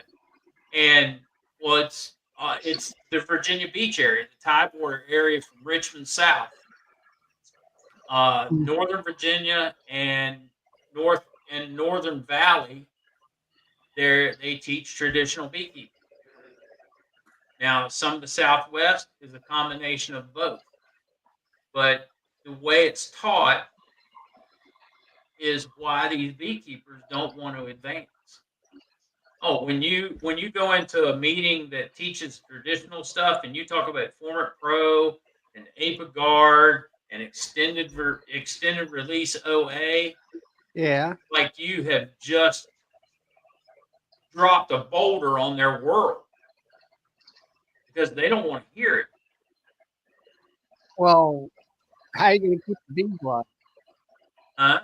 How are you going to keep your bees alive? Exactly.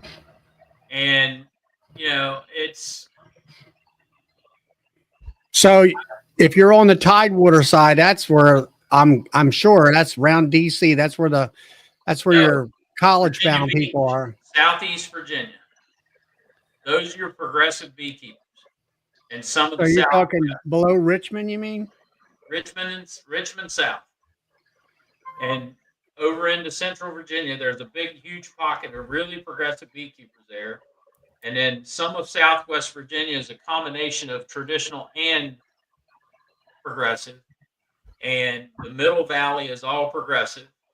And then the Northern Valley is all traditional. And Northern Virginia is all traditional.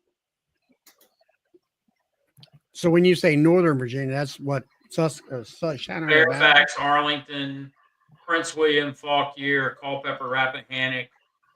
All that's traditional. All that's Northern Virginia.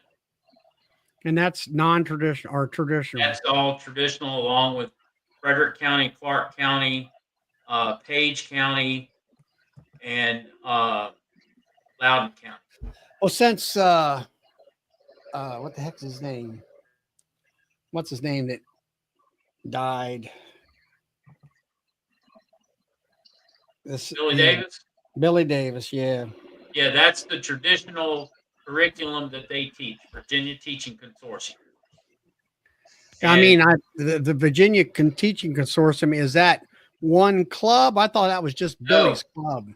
That Virginia Teaching Consortium is a group of beekeepers that got together with Billy Martin when he was still alive and created this curriculum for beginners.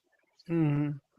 And it's outdated by about 15 years. Yeah.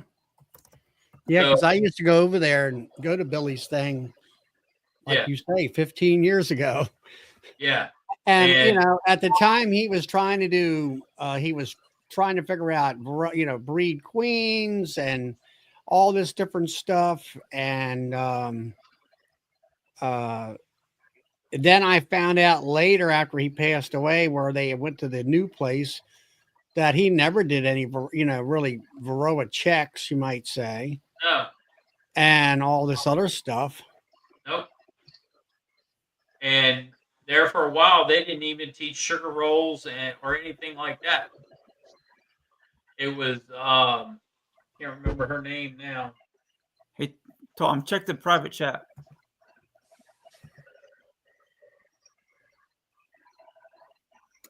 If you don't mind. And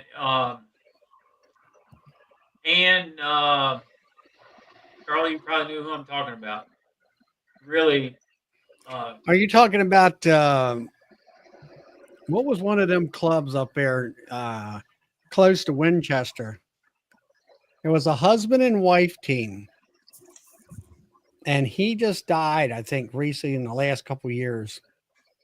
Yeah, that was Bonds, Beekeepers of Northern Shenandoah. What's it called? Bonds, BONS, Beekeepers of the Northern Shenandoah. No.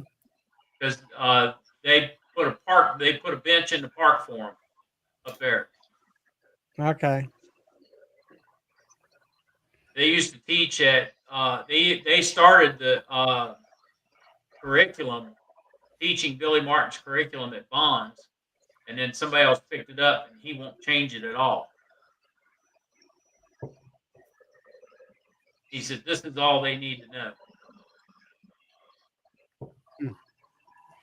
Well, but it all comes back to what you're taught as a beginner, as to how you progress, and what your desire to learn and your desire to move forward. Well, I think that's more so than anything else when it comes to clubs. I mean, we sit here in my club and we teach all the latest things. And I had a phone call here a week or two ago, and the fella said, you know, a lot of times I'm talking about something and it's going right over top of his head. And I'm like, well, why aren't you raising, you know, I don't know whether you're I can't say whether he's in the room at the live meeting. And it's like, why don't you raise your hand up? Now, what do you mean by that? Or something of that nature. And, you know, where I feel everybody should know this, you know, should know that. It's just like with Nancy talking about the other club that we belong to in Pennsylvania. And I got on there last week or week before. And I said, you know, what did everybody think about Bob Benny and the, you know, the extended release video and part 1 and 2 with Greg Rogers? And they're like, huh? Who's that? And I said, everybody, and I know what the answer was before I even answered. I said, and everybody subscribed to Bob Benny, right? And they're like, no, they don't even know who the guy is, you know? And I'm like, you know, I said, you should be. I said, he's probably puts out one of the best group of videos if you know what you're, you know, looking at. And I had one guy. Yeah. Go ahead, Dave. I got some really good advice when I got my first set of nukes. The guy I bought them from said, now don't follow anybody except Cayman Reynolds and Bob Benny. And I said, who's that? He said, it's YouTubers. He's like, go online and watch all their videos. He goes, if you want to learn about beekeeping. And I did that. That was about 2.5 years ago. And it sent me down a rabbit hole of learning a lot in the last 2.5 years. Yes, So those do two you- people will teach you a lot. Okay, Bob and Cayman are great. I know them both. They're great people. They're great teachers. They're very, very knowledgeable beekeepers. But the other thing you got to keep in your mind when you're watching videos, no matter who they are, is if they start trying to sell a product, they're in it for the money. Yeah, yeah, you're right, Bill. And my I'm not gonna get on Cayman about this. He's more of a businessman, I think, than he is I think he's a good beekeeper, probably a better beekeeper than I am. But I would follow Bob Binney before I would follow Cayman. Now, if I wanted to put on an event, I would follow Cayman. That's my Yeah, exactly. That's like this past conference we had invited Cayman.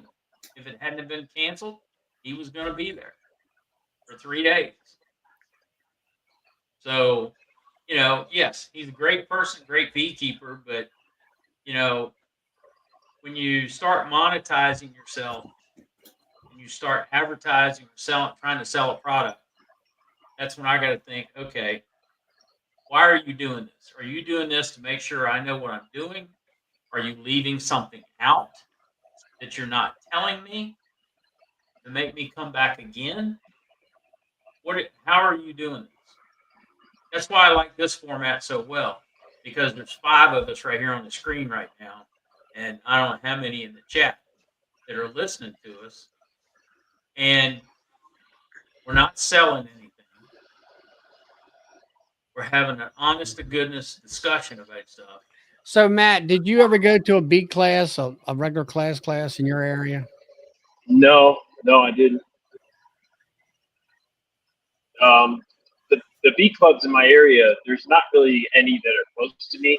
There's one that's about they meet about an hour away. Really? Yeah, the closest one meets about an hour away.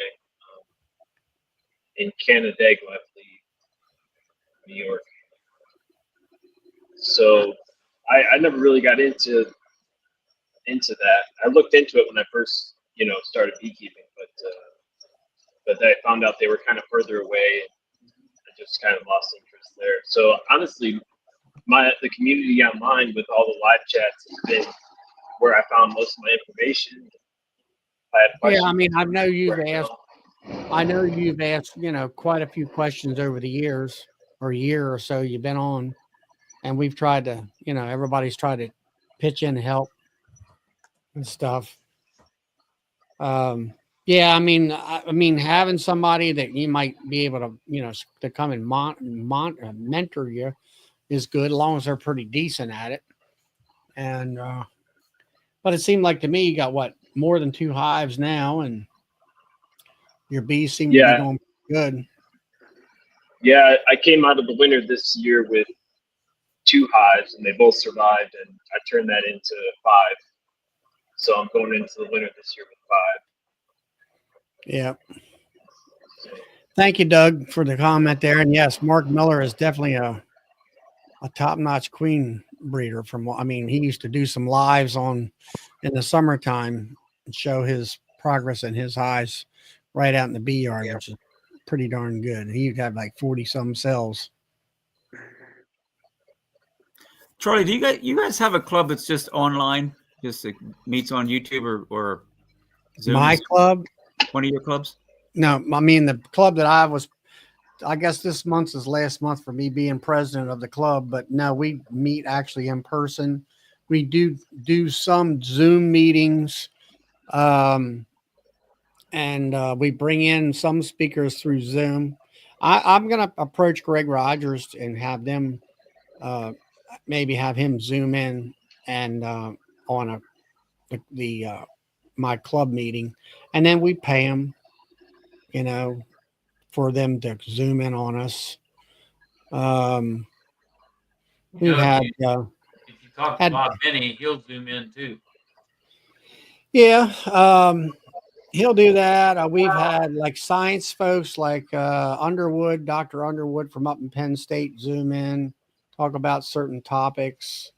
One of the guy, Frankowitz or whatever his name is going to talk about Varroa, or not Varroa, but Apivar resistance.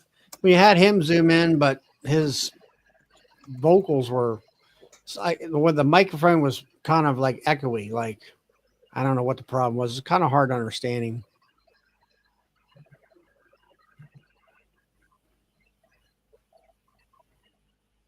And Gary Stewart. Now, Gary, where do you live at? Hey, Darren, see that picture in the background with that nuke with all the bees on top? That's not enough bees for grafting because none of them are falling off the sides trying to get out. Can't behind you. That's just adequate. That's not enough bees. You need more bees than that. Yeah, it needs to be packed full where they're starting to come out and go down the sides. Get down the sides. So when I can see the wood on Hey, the side, Rodney, I got that's your not enough bees. text or whatever. Now, Tom, how would you put those bees in the hive? Would you shake them in the front so they had to walk in? You just shake them right in the top. I shake them in and then I close them up. Okay. I don't, and I'll probably be smashing some bees too on that's rolling over the frames, but we sacrifice a few to get a bunch of queens. Yep. And then when I open it up and put the grafting frame in, I try to do it pretty quick because those bees are coming out. I got the frame marked that I want to pull out. And I pull it out, put the other one in, and close it right back up. You're in West Virginia, huh, Gary? Now, Gary made, was interested in that statement you made, Gary. Gary's in West Virginia clubs seem to be more about showing how much money you have with fancy equipment and providing they know more than you. So, Gary, don't they talk about, treatments and all that kind of stuff?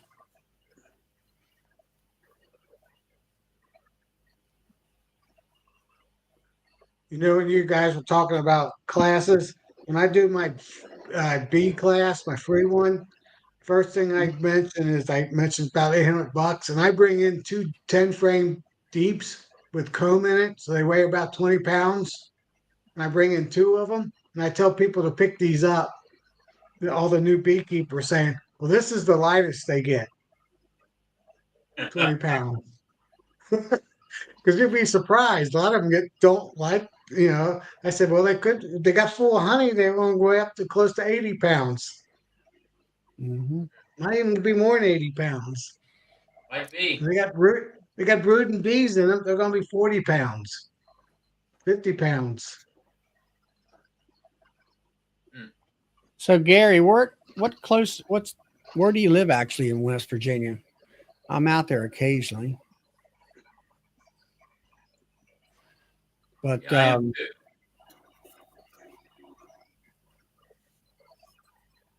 Where do you live at, Gary? In West Virginia.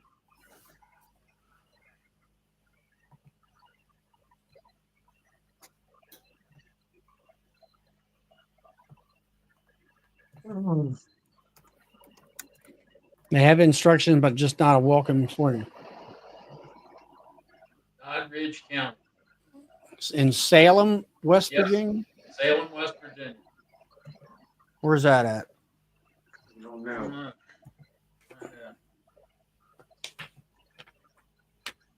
I know where Salem, Virginia is. I do too. I'll look it up real quick. I just did.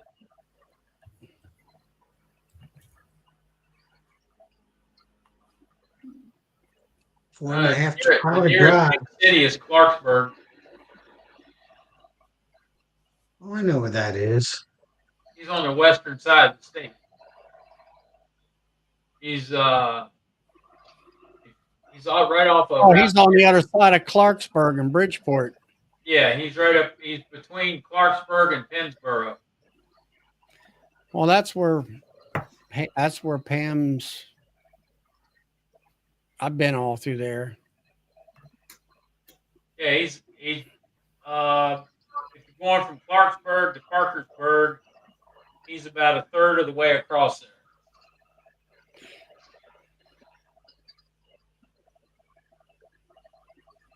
Pennsboro is about halfway.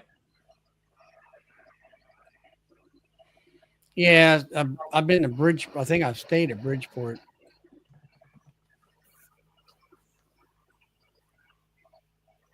Bridgeport is prior to Clarksburg. Yeah. Yeah.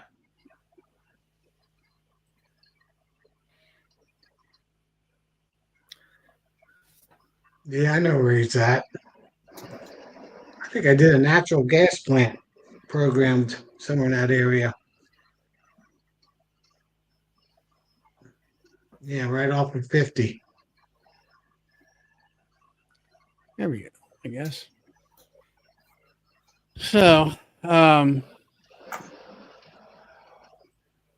anyway, Matt, how do you feel about where you're at with your beekeeping now? You feel like you're a little more confident?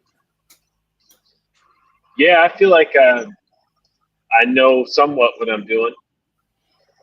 So I can make splits in the spring, and I could try to prevent them from swarming. I could try to make a honey crop. I could treat them.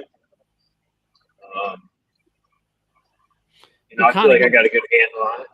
Yeah, you kind of got a base. I'll say the basics on it, I guess you would say. Yeah, basics. I mean, I need more experience.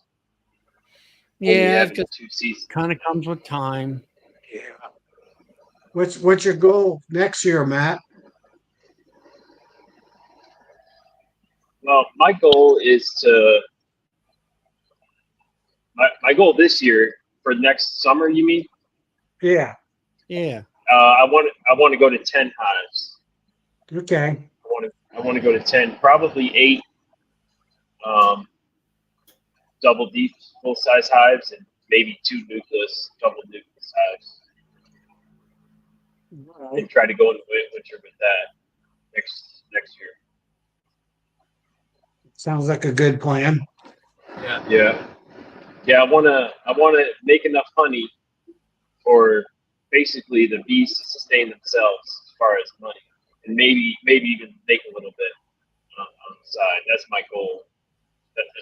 That's why I'm taking it so seriously, because I really want to make this hobby into. I know I'm not going to make a ton of money, but make a little bit on the side would be nice. I bet if you talk to a few of the people here that you can make a ton of money, they'd tell you that. You can if you get 10 hives or more. Right. Yeah. Just be careful, Matt. One time I was only going to have like 5 hives, and now I'm overwintering 31 hives. Yeah. I don't think my wife's going to let me do that, Tom. Joseph, Yeah, that's my max, 30 hives. so where are you driving at now, Matt? You're what? I just left Buffalo, New York, and I'm driving back to Rochester, New York. All right, Joseph wanted to know he's leaving Buffalo. Lake effect snow. Yeah, it's pretty bad up here. Yeah. Yeah, I bet you. I guess it's what foot of snow up that way. Yeah, there's about a foot in some places and 3 feet in others. Depends on where you are. Right. But I had an incident this summer where I spilled honey on my garage floor, and I used a power washer to wash it out. And so I thought, since I washed it all out outside onto the driveway, it's a gravel driveway, so I thought it would be fine. But the next day, I had so many bees in front of my garage that my wife let me have it.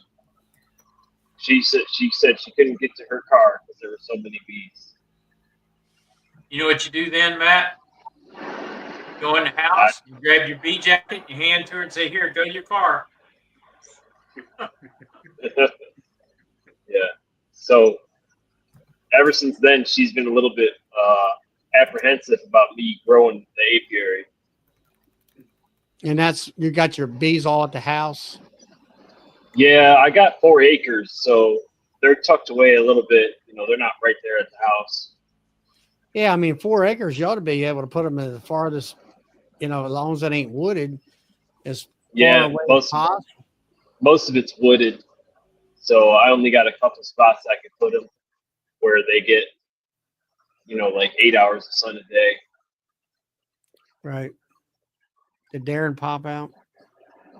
I guess he Yeah. did. Yeah.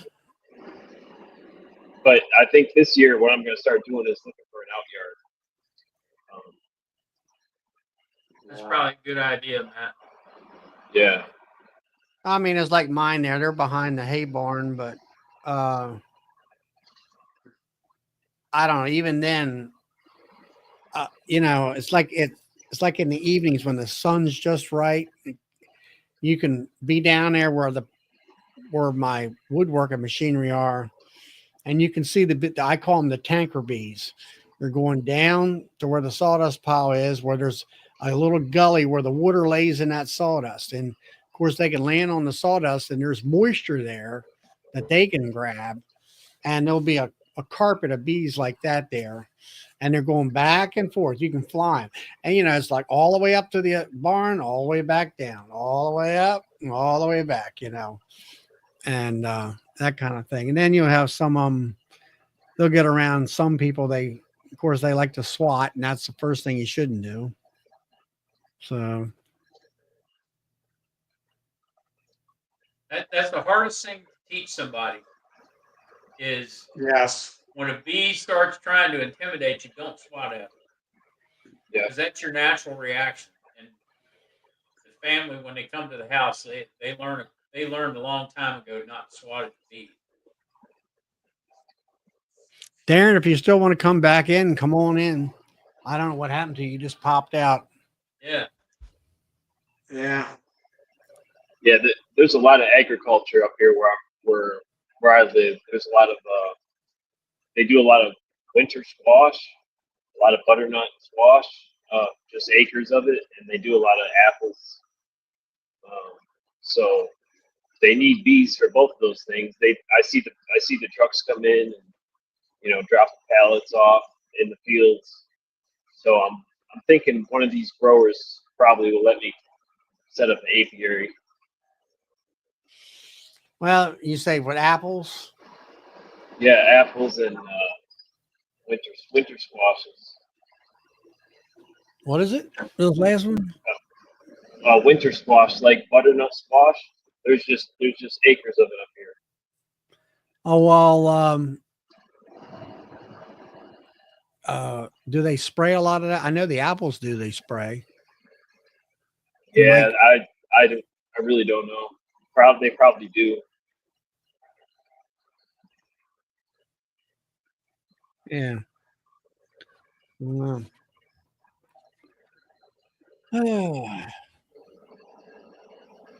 So anyway, Hey, Matt, did you get the email I sent you today? No, I didn't. I've been at work for most of the day. All right. 'Cause I will check. I will check it out. all right. I don't know if it's on my end or not, but I sent it 2 other times. So, Really? yeah. Oh, no, I didn't. I didn't get it. But let me look when I get off the chat. All right. Thank you. No problem.